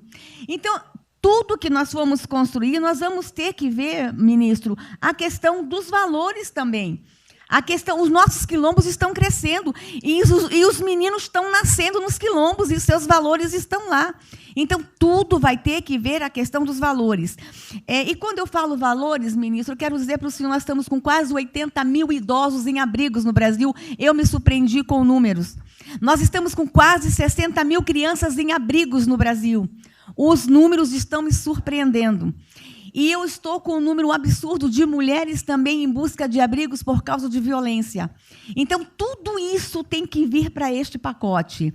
Nós vamos ter que fazer algumas revisões de políticas públicas no Brasil. Então, por favor, ministro, coloque aí a questão de valores. E quando eu falo valores, aí eu quero olhar para o nosso novo ministro aqui da Saúde e dizer, ministro, valores estão lá no seu ministério também. Neste momento de pandemia, a gente está vendo aí a palhaçada do STF trazer o aborto de novo para a pauta. E lá estava a questão de as mulheres que são vítimas do Zika vírus vão abortar. E agora vem no coronavírus. Será que vão querer liberar que todos que tiveram o coronavírus poderão abortar no Brasil? Vão liberar geral? O seu ministério, ministro, está lotado de feminista que tem uma pauta única, que é a liberação de aborto. Quero te lembrar, ministro, que está chegando agora, este governo é um governo pró-vida, é um governo pró-família. Então, por favor. E aí, quando a gente fala de valores, ministro, eu quero dizer que nós estávamos, sim, no caminho certo. A gente não precisa reinventar muita coisa, não. E eu quero citar aqui o exemplo da política indigenista, como este governo estava construindo. Todo mundo começou a dizer, a esquerda começou a falar, que o coronavírus iria dizimar os povos indígenas no Brasil. O primeiro óbito, dia 12 de abril, sabe o que é isso? A forma como nós estávamos conduzindo a política indígena no Brasil. Primeiro óbito, dia 12 de abril. E eu fui lá para a Amazônia, em Roraima, junto com o presidente da FUNAI e o secretário nacional de saúde indígena, para acompanhar o primeiro óbito. A forma como a gente conduziu deu muito certo. Vamos ter que melhorar? Vamos ter que melhorar. E por que nós fomos lá, presidente? Porque nós recebemos a notícia que haveria contaminação criminosa em Roraima, em Amazônia, de propósito, em índios, para dizimar aldeias e povos inteiros para colocar nas costas do presidente Bolsonaro. Eu tive que ir para lá com o presidente da FUNAI e me reuni com os generais da região e o superintendente da Polícia Federal para a gente fazer uma ação ali meio que sigilosa, porque eles precisavam matar mais índio para dizer que a nossa política não estava dando certo. Então, o que a gente estava fazendo estava dando certo, o que nós estamos fazendo está dando certo. Então, aqui, general, todo o nosso trabalho que envolve políticas de valores precisa estar aqui no Pró-Brasil. E aí, presidente, só para encerrar, eu quero dizer para o senhor que a sua angústia tem razão de ser. Nunca houve tanta violação de direitos no Brasil como neste período. Direitos fundamentais foram violados. No nosso Disque 100 tem mais de 5 mil registros, ministros, de violação de direitos humanos. Mas o senhor tem uma ministra de Direitos Humanos e uma equipe muito corajosa. São mais de 5 mil procedimentos e ações que estão sendo construídos. Governadores e prefeitos responderão processos. Idosos estão sendo algemados e jogados dentro de camburões no Brasil. Mulheres sendo jogadas no chão e sendo algemadas por não terem feito nada. Nós estamos vendo padres sendo multados em R$90 mil porque estavam dentro da igreja com 2 fiéis. A maior violação de direitos humanos da história do Brasil nos últimos 30 anos está acontecendo neste momento. Mas nós estamos tomando providências, a pandemia vai passar, mas governadores e prefeitos responderão processos e nós vamos pedir, inclusive, a prisão de governadores e prefeitos. E nós estamos subindo o tom. E discursos estão chegando. O nosso ministério vai começar a pegar pesado com governadores e prefeitos. Nunca vimos o que está acontecendo hoje. Se eles falavam que nós éramos violadores de direitos, eles estão. Inclusive, o governador Wellington, agora, ontem, determinou que a polícia poderá entrar nas casas. Vocês não imaginam o que ele vai fazer. Poderá entrar assinou. A polícia poderá entrar na casa sem mandato. Então, assim, as maiores violações estão acontecendo nesses dias. Então, nós estamos fazendo enfrentamento, mais de 5 procedimentos, o nosso ministério já tomou iniciativa e nós estamos pedindo, inclusive, a prisão de alguns governadores. Então, está aí algumas respostas. Valores, por favor. Valores. Paulo Damares, houve aqui uma apresentação, uma representação do ministro Paulo Guedes, que a senhora vai receber mais dinheiro. Até que o menos recebe ela. Que menos recebe ela. Obrigada. Ministro Marcelo, por favor. Obrigado, vou ser bem breve também. Primeiro, parabenizar o ministro Braga Neto pelo Pro Brasil. Eu quero deixar uma coisa seguinte, eu fico bem... Não é trabalho meu, hein? É trabalho da equipe e eu roubei ideia de bando de gente aqui. Eu roubei ideia aqui, ali, eu roubei ideia, tá? Eu aproveitei a ideia, eu só coordenei. Um cronograma importante do projeto. Obviamente, todos os ministérios, como o Ministério do Turismo, também já estamos finalizando até amanhã esse programa de retomada. E, presidente, o turismo, obviamente, ele tem uma importância muito grande para a economia, o Paulo Guedes sabe disso, mais de 8%, ou seja, quase 10% do PIB nacional é turismo. E o presidente falou que vai extinguir o ministério porque o turismo acabou. Agora precisa do ministério mais do que nunca, presidente. O turismo ele vinha numa crescente muito importante. O ano de 2019 cresceu 2,6%, enquanto a economia cresceu 1%. Gerou 163% a mais de emprego do que o ano de 2018. E, obviamente, no meio dessa pandemia, foi o primeiro a ser impactado e de forma brutal. O Rogério Marinho sabe bem disso e nos ajudou muito aí. Quero aproveitar para agradecer o Paulo Guedes, o Marinho também nos ajudou muito nesse processo, de contemplar, ou seja, de ter um plano de ação que viesse evitar o desmonte do setor do turismo, porque grande parte das empresas do turismo passou de um fluxo de caixa de 100 para 0 de um dia para o outro. Então, ações como a suspensão de contrato de trabalho, o ministro Moro também, agradeço, teve uma ação fundamental para o setor, que foi uma medida provisória que contemplasse ambas as partes, tanto o consumidor quanto as empresas, através da Senacom, o que impediu judicializações em massa, porque aquela pessoa que comprou o ingresso de um show ou um pacote turístico, ela, se fosse para cima das empresas ainda para pedir o reembolso de imediato, isso seria catastrófico, geraria mais desemprego ainda. Então, essa medida provisória garantiu que as empresas pudessem ter um fôlego, um prazo aí de até 12 meses para fazer esse reembolso. Um terceiro ponto foi a questão dos créditos, que está terminando de ser fechado junto ao BNDES. Agradeço muito aí também o Montesano, a Caixa Econômica também, o Pedro, o ministro Paulo Guedes, que o entrave maior estava na questão das garantias, mas a gente está conseguindo finalizar esse modelo de crédito para contemplar a todos, desde o MEI ao micro, o pequeno, o médio, o grande empresário no Brasil do setor turismo. O setor, presidente, ficou muito feliz, se sentindo contemplado com todas essas ações e medidas por parte do governo federal. Então, o setor do turismo no Brasil fizeram cartas com as principais associações agradecendo a postura do governo federal em relação a isso. Eu quero, presidente, falar um assunto aqui que talvez seja muito polêmico, mas eu acho que é importante esse debate nesse momento.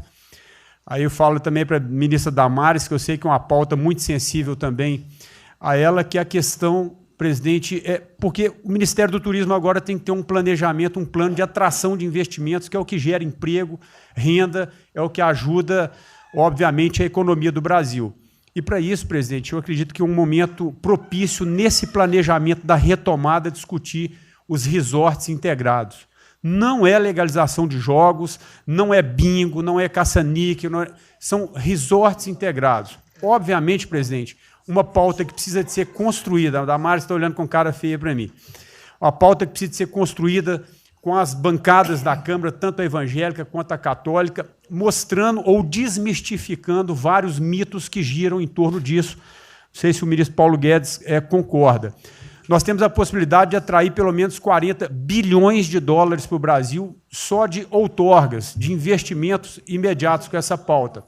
Mas o que precisa ser feito, presidente, é realmente desmistificar a questão de evasão de divisas, de lavagem de dinheiro, de tráfico de drogas, e, para isso, eu sugeriria que, nesse debate, pudéssemos contar com o Ministério da Justiça, através da Polícia Federal, o Ministério Público na mesa, a Receita Federal, os órgãos de controle, mas, obviamente, presidente, uma pauta que só levaríamos para frente se a gente conseguir pacificar ou nos fazer entender pelas bancadas evangélicas, pela bancada católica, para que não haja uma distorção na comunicação disso. Tem que ser um projeto muito bem feito, que eu acredito que pode ser, aí, nesse processo da retomada, uma grande oportunidade para o Brasil atrair grandes complexos, dos quais apenas 3% são utilizados para os cassinos.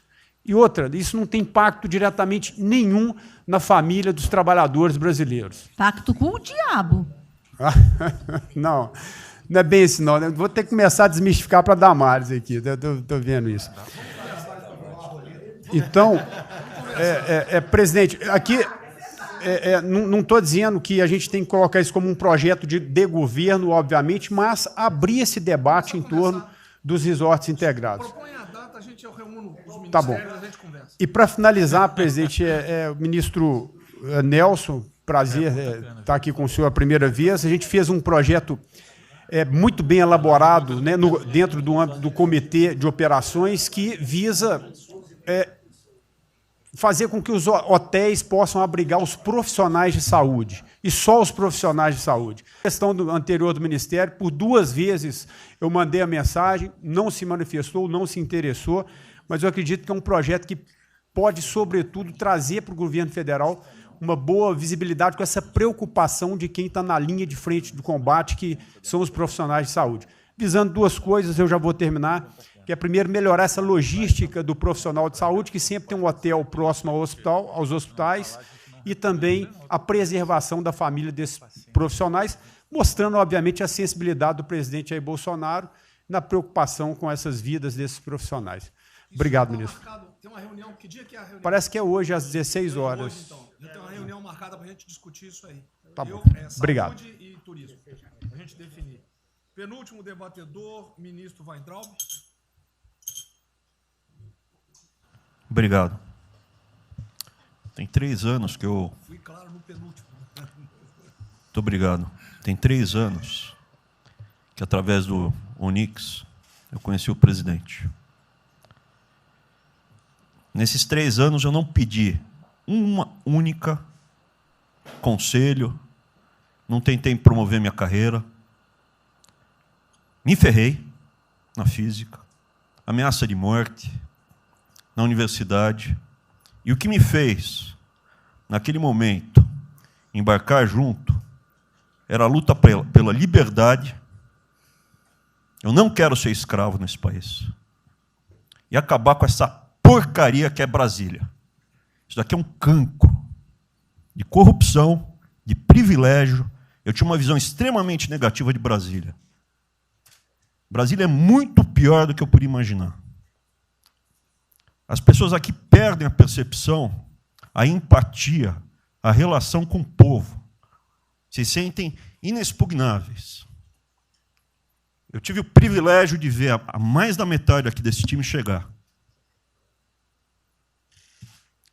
Eu fui secretário executivo do ministro Onix. Eu acho que a gente está perdendo um pouco desse espírito. A gente está perdendo a luta pela liberdade. É isso que o povo está gritando. Não está gritando para ter mais Estado, para ter mais projetos, para ter mais... O povo está gritando por liberdade. Ponto. Eu acho que é isso que a gente está perdendo. Está perdendo mesmo. O povo está querendo ver o que me trouxe até aqui.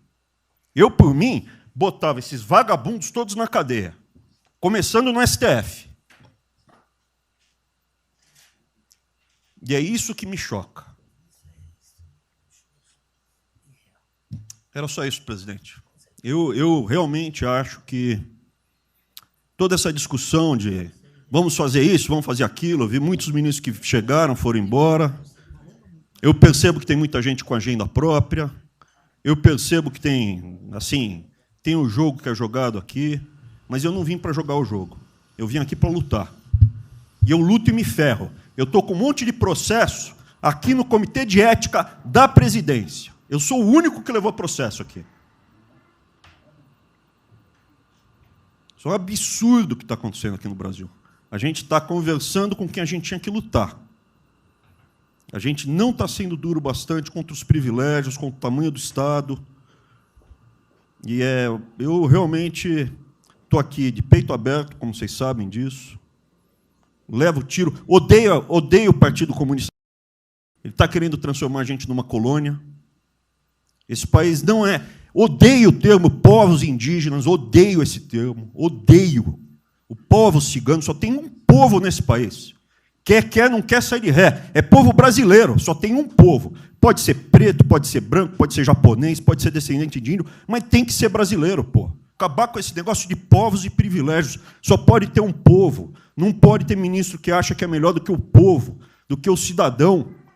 Isso é um absurdo. A gente chegou até aqui. O senhor levou uma facada na barriga. Fez mais do que eu. Levou uma facada. Mas eu também estou levando bordoada e estou correndo risco. E fica escutando esse monte de gente defendendo privilégio e teta. Entendeu? É isso. Negócio, empréstimos.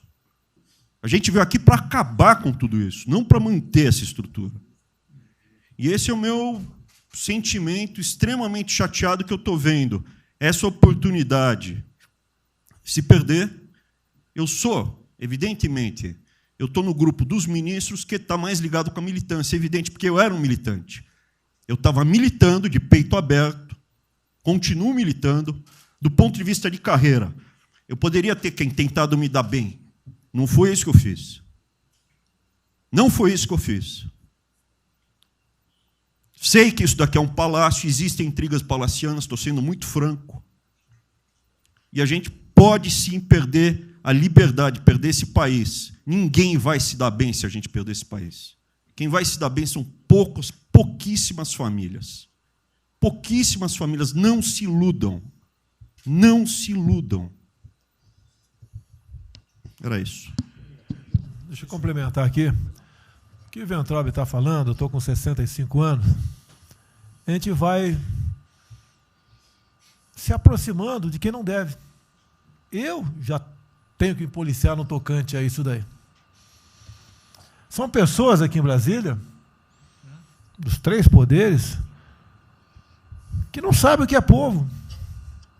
Eu converso com alguns, não sabem o que é um feijão com arroz, não sabem o que é um supermercado, esqueceu. Acho que o dinheiro cai do céu. Eu estou com meus privilégios garantidos, ganho 100 mil por mês, em média, 100 mil por mês a galera ganha, né?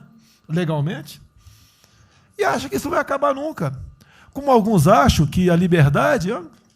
qual é desse cara? Está maluco? Eu estou vendo o mais antigo aqui, o Joelino aqui. Ele sabe o que foi 64. Muitos aqui não sabem. Essa cambada que tentou chegar no poder em 64, se tiver chegado, ele estava fudido todo mundo aqui. Cortando, eu estava felicíssimo cortando cana, ganhando $20 por mês. Não pode esquecer disso. Nós não podemos esquecer o que é esse povo. Eu vou convidar os ministros para domingo e passar a Serena Taguatinga. Convite, não é missão, não, convite. Para ver como é que está o cara na esquina. Para ver uns merda, para falar aí, né, uns merda de sempre. O cara rompeu o isolamento, está dando um pé. Tem pé para o cacete, pô. Você está passando fome, está na merda, porra. Sentiu o cheiro de povo. Como eu falei lá. É uma experiência para todo político sentir. Ir lá ver como é que está o negócio. Ou a gente tem que estar como se fosse, né, um general na retaguarda e deixar a tropa se ferrar na frente. Não, o general está na frente, o coronel está na frente, o capitão está na frente. Nossos heróis da Segunda Guerra Mundial estiveram na frente de campo de batalha. Se precisar aqui, tenho certeza que nossas Forças Armadas vão cumprir com o seu papel. Mas, né, nós temos que dar exemplo. E mostrar que o Brasil não é... Eu sou mais educado que o Weintraub, até me poli muito, né, no linguajar que ele usou, mas não é isso. Que o pessoal pinta por aí. Se reunindo de madrugada, para lá, para cá. Sistema de informações. O meu funciona. O meu particular funciona. Os que tem oficialmente, desinforma. E voltando ao tema, eu prefiro não ter informação do que ser desinformado por sistema de informações que eu tenho. Então, pessoal, muitos vão poder sair do Brasil, mas não quero sair, ver a minha irmã de Eldorado, outra de Cajati, o coitado do meu irmão, capitão do exército lá de Miracatu, se fuder, porra. como é perseguido o tempo todo. A bosta da Folha de São Paulo diz que meu irmão foi expulso de um açougue em registro, que estava comprando carne sem máscara. Comprovou no papel, estava em São Paulo nesse dia. O dono do restaurante, do açougue, falou que não estava lá. E fica por isso mesmo, eu sei que é problema dele, né? Mas é a putaria o tempo todo para me atingir mexendo com a minha família. Já tentei trocar gente da segurança nossa no Rio de Janeiro, oficialmente, e não consegui. Isso acabou. Eu não vou esperar fuder minha família toda, de sacanagem, ou amigos meus, porque eu não posso trocar alguém da segurança na ponta da linha que pertence à estrutura nossa. Vai trocar. Se não puder trocar, troca o chefe dele. Pode trocar o chefe dele? Troca o ministro. E ponto final. Não estamos aqui para brincadeira. Você vê um garoto aqui, ó, com todo respeito, do BNDES. Tá, eu conheci ele, usava calção lá. Tá? Pô, ele veio dos Estados Unidos para cá, podia estar muito bem lá. Veio para cá, vai tentar mudar o Brasil, a convite do Paulo Guedes, que é amigo dos pais dele, por coincidência, né, Paulo Guedes? Coincidência. Eu não lembro dos teus pais, lembro de você, tá certo? Mas alguém que está investindo aqui. E todos nós temos que pensar nisso. O que esses filha de uma égua querem, é a nossa liberdade. Olha, como é fácil impor uma ditadura no Brasil, como é fácil.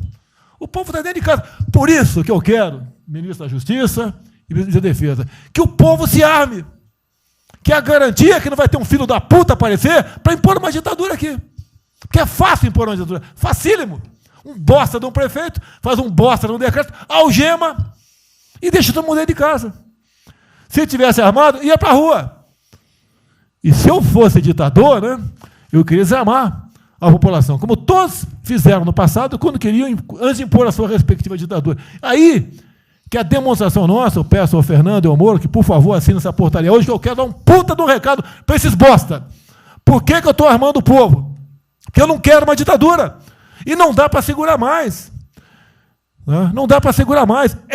Quem não aceitar as minhas bandeiras, Damares, família, Deus, Brasil, armamento, liberdade de expressão, livre mercado, quem não aceitar isso está no governo errado. Esperem para 22, né, o senhor Álvaro Dias, espere o Alckmin, espere o Haddad, ou talvez o Lula, né? E vai ser feliz com eles, pô. No meu governo está errado. É escancarar a questão do armamento aqui. Eu quero todo mundo armado. Que povo armado jamais será escravizado. E que cada um faça, exerça o teu papel, se exponha. Aqui eu já falei. Pede o ministério a quem for elogiado, pela Folha, pelo Globo, pelo antagonista. Tá? Então tem certos blogs que só tem notícia boa de ministro, não sei como. O presidente é uma porrada, mas o ministro é elogiado. A gente vê por aí, o governo está, o ministério está indo bem, apesar do presidente. Mas pra puta que eu pariu, porra. Eu que escalei o time, porra. Trocamos 5, espero não trocar mais ninguém, espero. Mas nós temos que, na linha do Van Traub, de forma mais educada um pouquinho, tá? Se preocupar com isso. O que os caras querem é a nossa hemorroida, é a nossa liberdade. Isso é uma verdade. O que esses caras fizeram com o vírus, esse bosta desse governador de São Paulo, esse estrume do Rio de Janeiro, entre outros, é exatamente isso. Aproveitaram o vírus, está um bosta de um prefeito lá de Manaus agora, abrindo covas coletivas. Um bosta, que quem não conhece a história dele, procura conhecer, que eu conheci dentro da Câmara, que é do meu lado. E nós sabemos a ideologia dele e o que ele prega. E quem ele sempre foi. O que está aproveitando agora um clima desse para levar o terror no Brasil. Então, pessoal, por favor, se preocupe, que é de mais importante que a vida de cada um de vocês, que é a sua liberdade. Come preso não vale porra nenhuma. Presidente, esses valores e esses princípios, e o alerta aí do Weintraub é válido também, como sua evocação, é que realmente nós estamos todos aqui por esses valores. Nós estamos aqui por esses valores. Nós não podemos nos esquecer disso. Nós podemos conversar com todo mundo aqui, porque é o establishment, porque nós precisamos dele para provar coisas, mas nós sabemos que nós somos diferentes. Nós temos noção que nós somos diferentes deles. E quando eles cruzam a linha, a gente solta a mão e sai andando sozinho. Enquanto eles estiverem no trilho conosco, no caminho de fazer as reformas que nós prometemos, nós estamos juntos. Na hora que o cara soltou a mão e passou para o lado de lá, a gente deixa o cara ir sozinho, a gente continua sozinho e vai procurar outra conversa, em outro lugar. Então, eu acho que manter essa ideia que nos trouxe aqui, e eu tenho dito isso em todo lugar, e lá fora, eu converso. Semana passada, conversei com os ministros da Fazenda de G20, conversei com os ministros também de Economia dos BRICS, e a mensagem que eu levo é sempre a mesma: o Brasil vai surpreender o mundo. Vocês duvidavam da nossa democracia, duvidavam do nosso presidente é democrata e vai fazer as mudanças. E aprovamos a reforma da Previdência o ano passado, enquanto os franceses fizeram passeatas contra a reforma da Previdência. Agora, a mesma coisa, estou dizendo, nós vamos continuar aprofundando as reformas, nós vamos seguir. Eu conheço todas as histórias de reconstrução por profissão, obrigado a estudar isso, a reconstrução da Alemanha na Segunda Guerra, na Primeira Guerra com o Schatz, na Segunda Guerra com o Ludwig Erhard, a reconstrução da economia do Chile com os caras de Chicago, o caso da fusão das duas Alemanhas, eu conheço profundamente, no detalhe, não é de ouvir falar, é de ler 8 livros sobre cada reconstrução dessa. Então, eu li Keynes 3 vezes no original antes de eu chegar a Chicago. Então, para mim, não tem música, não tem dogma, não tem blá, blá, blá. Tem estudos sobre todas as ocasiões. E nós demos uma demonstração disso quando nós estávamos indo numa direção norte, com as reformas estruturantes, e, de repente, em 3 semanas e meia, nós fomos para o sul. E nós somos elogiados hoje lá fora. Semana passada, todo mundo elogiando, fazendo referência, que o Brasil está à frente de todos os emergentes e Pari-Passu ali só está atrás um pouquinho dos Estados Unidos, porque os Estados Unidos está naquele caso que é o cara que tem a moeda forte, emite 1 trilhão para cada problema que ele tem e ninguém reclama. Fizemos vários programas antes dos alemães, vários programas antes dos ingleses, vários programas, de todo tipo. Então, se não existe algo aqui, é dogma.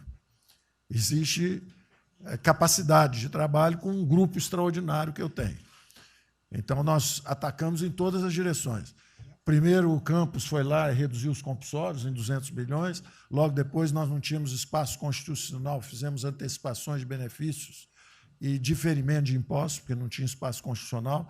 Logo depois, tivemos espaço pelo Supremo e pelo Congresso. Entramos nas constitucionais, gastamos 300 e poucos bilhões, que não é muito. Para terem uma ideia, o último déficit do governo Temer foi 160. Nós gastamos 300. Não gastamos tanto assim, mas atingimos 50 milhões de brasileiros, como diz lá o Pedro. 70 milhões de brasileiros. Lançamos essa camada para os mais frágeis, pegamos os idosos, pegamos as empresas, microcrédito, depois de 0 a 360 mil, depois de 360 mil a 10 milhões, montamos um comitê de bancos, estamos lá com o Montesano agora fazendo justamente a reestruturação. Não vai ter molezinha para a empresa aérea, para nada disso. É dinheiro que nós vamos botar usando a melhor tecnologia financeira lá de fora. Nós vamos botar dinheiro, vai dar certo e nós vamos ganhar dinheiro. Nós vamos ganhar dinheiro usando recursos públicos para salvar grandes companhias. Agora, nós vamos perder dinheiro salvando empresas pequenininhas. Então, nós estamos fazendo tudo by the book direitinho. Na conversa com os ministros da Fazenda lá de fora, eu disse que nós estamos com um déficit extraordinariamente alto esse ano,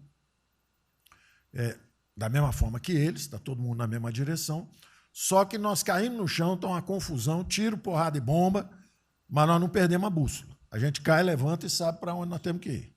Nós não vamos perder a bússola. Nós sabemos dos valores, sabemos dos princípios, sabemos o que nós estamos defendendo. Nós estamos defendendo liberdade, liberdade econômica, liberdade política. Nós sabemos o que nós estamos defendendo. E estamos agora, no meio dessa confusão, derrubando a última torre do inimigo, que é uma coisa que nós vamos fazer a reconstrução e a nossa transformação econômica. A outra coisa são as torres do inimigo que a gente tinha que derrubar. Uma era o excesso de gasto na Previdência, derrubamos assim que entramos. A segunda torre era os juros estão descendo e vão descer mais ainda. O Campos tem o mapa já, nós estamos descendo. Então, para ter uma ideia, o ano passado, para esse ano, 120 bilhões a menos de juros. um plano Marshall por ano, né? Sem juros, de juros a menos. Então, nós sabemos, e é nessa confusão toda, todo mundo está achando que estão distraídos, abraçaram a gente, enrolaram com a gente, nós já botamos a granada no bolso do inimigo. 2 anos sem aumento de salário. Era a terceira torre que nós podíamos derrubar. Nós vamos derrubar agora também. Isso vai nos dar tranquilidade de ir até o final. Não tem jeito de fazer um impeachment se a gente tiver com as contas arrumadas, tudo em dia, acabou, não tem jeito, não tem jeito. E o presidente está no ponto futuro. Porque o presidente falou o seguinte, tudo bem, tem a primeira onda que é a da saúde, mas tem a segunda que é da economia, e uma vem agarrada com a outra. Nós estamos ainda tentando sair da primeira, a segunda já está querendo bater. Eu ainda acho que nós estamos preservando os sinais vitais da economia brasileira. Ela, para mim, ainda é um urso hibernando. Você baixa sua energia para zero, consumo de energia para quase zero, só respira, mas quando você sai da gruta, você sai para comer o primeiro bicho que passar, você tem força.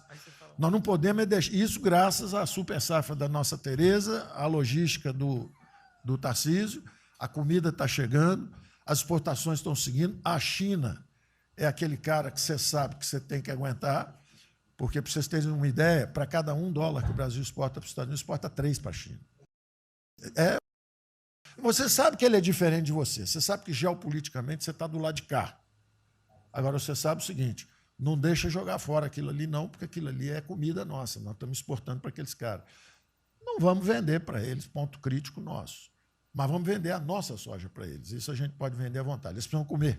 Eles precisam comer. A Índia também vai precisar comer. Vai ser o trading da água. Eles vão dizer que é a melhor trading da água. Outro dia alguém comentou comigo, acho que foi o Campos, não foi, Campos? Foi. É o trading da água. Quer dizer, os caras precisam de alimento, não tem água, nós temos muito mais água do que eles têm. Então, eles vão ter que abrir mão da agricultura para fazer outras coisas e nós vamos poder exportar para eles também. Então, nós temos um mapa de voo bom, nós temos uma equipe jovem, preparada, todo mundo trabalhando juntos, e nós não vamos perder o rumo, nós não podemos perder o rumo. Então, vai ter muita conversa, vamos para cá, vamos para lá, vamos fazer isso, vamos fazer aquilo. Não vamos perder o rumo, não. Pode dar vestimento, bota peruca loura, passa batom vermelho, faz uma opção de coisa que for necessário politicamente, mas não vão perder o rumo econômico, não, nós sabemos onde nós estamos indo. Então, eu estou só dando uma mensagem de tranquilidade para todo mundo aqui, que é o seguinte, nós não estamos fazendo nada exótico, dogmático, nada disso. Nós estamos indo numa direção, fizemos o que o mundo inteiro fez, em 3 semanas e meia, nós fizemos o que o mundo inteiro fez, só que nós não vamos perder o rumo, não. Nós sabemos para onde nós vamos voltar já já, tá certo? E se o mundo for diferente, nós vamos ter capacidade de adaptação. Por exemplo, eu já tenho conversado com o ministro da Defesa, já conversamos algumas vezes, quantos 200 mil, 300 mil, quantos jovens aprendizes nós podemos absorver nos quartéis brasileiros? 1 milhão? 1 milhão a R$200, que é o Bolsa Família, R$300, para o cara de manhã faz calistenia, aprende civil, organização social, como é que é o OSPB, né? Organização Social Política, né? Faz ginástica, canta o hino, bate continente, de tarde aprende a ser um cidadão, pô. Aprende a ser cidadão, disciplina, usar o tempo construtivamente, pô. Voluntário para fazer estrada, para fazer isso e aquilo. Sabe quanto custa isso? R$200 por mês, 1 milhão de cada, 200 milhões, pô. Joga 10 meses aí, 2 bi, isso é nada. Então, nós vamos pegar na reconstrução, nós vamos pegar 1 bilhão, 2 bilhões e contrata 1 milhão de jovens aqui. A Alemanha fez isso na reconstrução. Aí você também quer fazer estrada, precisa de 3, 4 bilhões a mais, tem um orçamento de 8, toma aqui seus 4 bilhões. Isso não faz falta. Isso não faz falta. Não é isso o problema. A mesma coisa o nosso problema do jogo, lá nos recursos integrados, não tem problema nenhum, são bilionários, são milionários, executivos do mundo inteiro. O cara vem, fazem convenções. Olha, o turismo saiu de 5 milhões em Singapura para 30 milhões por ano. O Brasil recebe 6. Uma pequena cidade recebe 30 milhões de turistas. O sonho do presidente de transformar o Rio de Janeiro em Cancún, lá Angra dos Reis em Cancún, aquilo ali pode virar Cancún rápido. Entendeu? A mesma coisa, Espanha. Espanha recebe 30, 40 milhões de turistas. Isso aí é uma cidade da Ásia. Macau recebe 26 milhões hoje na China. Só por causa desse negócio. É um centro de negócio. É só maior de idade. O cara entra, deixa a grana lá, que ele ganhou anteontem, ele deixa aquilo lá, bebe, sai feliz da vida. Aquilo ali não atrapalha ninguém. Aquilo não atrapalha ninguém. Deixa cada um se fuder. Ô, Damares, deixa cada um... Damares, o presidente fala em liberdade. Deixa cada um se fuder do jeito que quiser. Principalmente se o cara é maior, vacinado e bilionário. Deixa o cara se fuder, pô. Lá não entra nenhum brasileirinho. Não entra nenhum brasileirinho desprotegido. Se a CGU tiver como controlar a entrada e a saída do dinheiro... Isso, então vamos lá. Se não tiver como lavar dinheiro sujo... Então, só para terminar, as observações também finais ali, o Campos falou duas coisas também interessantes. Então, o Campos falou duas coisas interessantes ali. Uma é o seguinte... O estrangeiro, para vir, para fazer os investimentos, eu recebi um embaixador, já reportei isso para o presidente, eu recebi um embaixador dos Estados Unidos e ele veio conversar conosco. E a mensagem maior dele era uma só. Assim, olha, nós queremos um bom ambiente de negócio. Nós vamos colocar centenas de bilhões de dólares aqui. O mundo inteiro quer investir no Brasil. Agora, nós precisamos de um bom ambiente de negócio. Simplificação de impostos, segurança jurídica, coisa desse tipo. Não é? Então, o secretário do Comércio americano, que é o Wilbur Ross, o cara me disse o seguinte, eu só tenho um conselho para vocês. Vamos aderir ao GPA, é o General Purchasing Agreement, que é o seguinte, é um acordo, nós com a entrada na OECD, nós assinamos esse acordo, e esse acordo diz o seguinte, não pode haver nenhuma compra governamental sem transparência. Acabou. Então, basta a gente fazer isso, quer dizer, vai fazer concorrência para concessão, privatização. Então, nós já estamos na pista certa, já estamos indo na direção certa. Só uma informação sobre isso aí. Eu fiz uma reunião com o pessoal da OCDE essa semana agora, foi semana passada, né? Semana passada, falando do nosso interesse, eles falaram que sim, já nos consideram da OCDE. Sim. Tá? Então, os ministérios, estou falando isso porque vários ministérios têm uma pauta a cumprir. Sim. Vamos continuar nisso porque vamos dizer, a impressão foi excepcional. Ministro, é só um dado aqui da OCDE. Só um dado aqui, rapidamente da OCDE. O presidente falou que nós estamos com o apoio do Trump. Não, o embaixador disse isso. O embaixador disse nós não podemos perder a oportunidade do presidente estar tão próximo ao Trump. Os nossos dois presidentes estão próximos. Nós não podemos perder essa oportunidade. O presidente da OCDE disse que realmente o Trump, os Estados Unidos, que era, vamos dizer assim, tinha uma certa objeção, agora já está favorável. Isso é real. Ministro, é só um dado. A OCDE, 90% dos países que hoje integram a OCDE já contam com os resorts integrados. E os outros 10% é porque são muçulmanos. Por isso que não estão. 88% tem o ensino domiciliar. Então, a gente vai entrar com a MP hoje lá, tá? Homeschooling. Só uma informação. Ontem eu tive o G20 da Agricultura. Ontem foi o dia do G20 da Agricultura. Tem uma nova ordem, vai ter, depois do coronavírus, e muitos países vão colocar regras para ter estoque novamente, que eu acho que não é o nosso caso. Mas, enfim, nós precisamos ter acesso a mercados, enfim. Mas nós precisamos incentivar o trigo. É o único produto que o Brasil não é autossuficiente. O resto, presidente, se amanhã quiser fechar... Nós temos 2 milhões... Não, nós temos 2 milhões, no Sul também, mas nós temos 2 milhões de hectares ali no Matopiba, prontos, inclusive, com a Embrapa, com... variedades super produtivas para poder investir lá. Precisa de dinheiro. E uma última coisa. Não, dinheiro que volta. Financiamento. O que nós precisamos é baixar os juros. A agricultura não aguenta 9% de juros. É muito alto para ela. Tá. O Banco do Brasil não fala nada, não?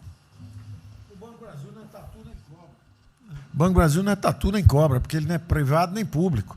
Então, se for apertar o Rubem, coitado, ele é super liberal, mas se apertar ele, falar, bota o juro baixo, ele, não posso, senão a turma, os privados, meus minoritários, me apertam.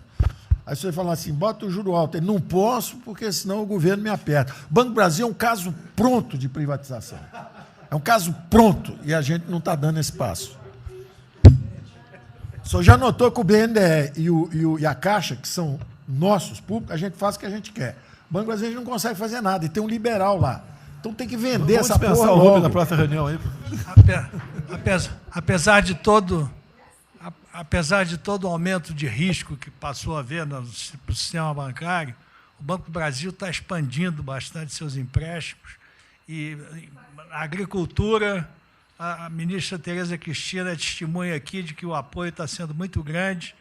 E nós estamos numa situação confortável, ministro, porque, primeiro, porque, em termos de liquidez, o público vê o Banco do Brasil como um porto seguro. Então, nós não estamos tendo problemas que outros bancos estão tendo, de preocupação com a liquidez do banco, com a rigidez do banco.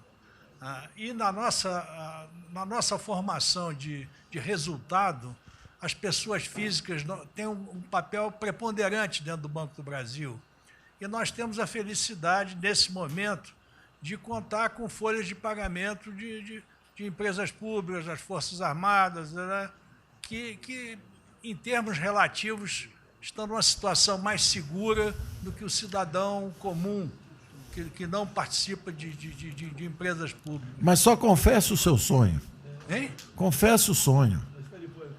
Agora, confesse o seu sonho. Em relação à privatização... Só em 23 você confessa, agora não. Em relação à privatização, eu acho que fica claro que com o BNDES cuidando do desenvolvimento e com a Caixa cuidando do fim da área social, o Banco do Brasil estaria pronto para um programa de privatização. Né? Mas isso a gente pode fazer... Só se discute, só se fala isso em 23. Tá? A gente pode fazer um dia um seminário aí que possa estender aí. Porque o Banco do Brasil, no passado, teve muitos privilégios pelo fato de ser público. Né? As folhas de pagamento vinham naturalmente para o Banco do Brasil ou para a Caixa. A administração dos depósitos judiciais eram sempre do Banco do Brasil e da Caixa. Hoje isso tudo é processo de concorrência.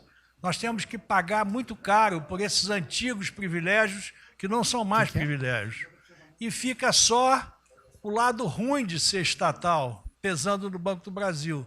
Quer dizer, a gente não tem a mesma facilidade de contratação, a gente não tem a mesma facilidade de demissão de maus funcionários e vai por diante. Quer dizer, tudo tem que submeter ao governo, tem o Tribunal de Contas travando tudo. Né? O Tribunal de Contas, hoje em dia, é uma usina de terror. Quer dizer, se a gente faz alguma coisa, está arriscado ir para a cadeia. Se não faz, é processado por inação. Né? Você não tomou as providências que tinha que ter tomado. Então virou um terror isso. Né? Se ficar, o bicho pega, se correr, o bicho come. Agora, se me permite, eu queria fazer uma observação rápida sobre a área de medicina. Eu acompanho os números diariamente. Eu vejo que os óbitos, eles chegaram diários, passaram de 200 durante alguns dias, 4, 5 dias, mais de 200 pessoas sendo mortas. De uns 4, 5 dias para cá, esses óbitos caíram bastante, já não chegam mais na casa de 200. A minha sensação, de quem não é especialista no negócio, mas que observa os números, é que o tal do pico, o tal do famoso pico, que gerava tantas preocupações, a minha sensação é que esse pico já passou. Né? Agora... É que o senhor não viu o número que nós mostramos lá em cima agora, mas isso é outra história. Senhores, sem querer cortar, muito obrigado a todos, porque senão não termino. Presidente.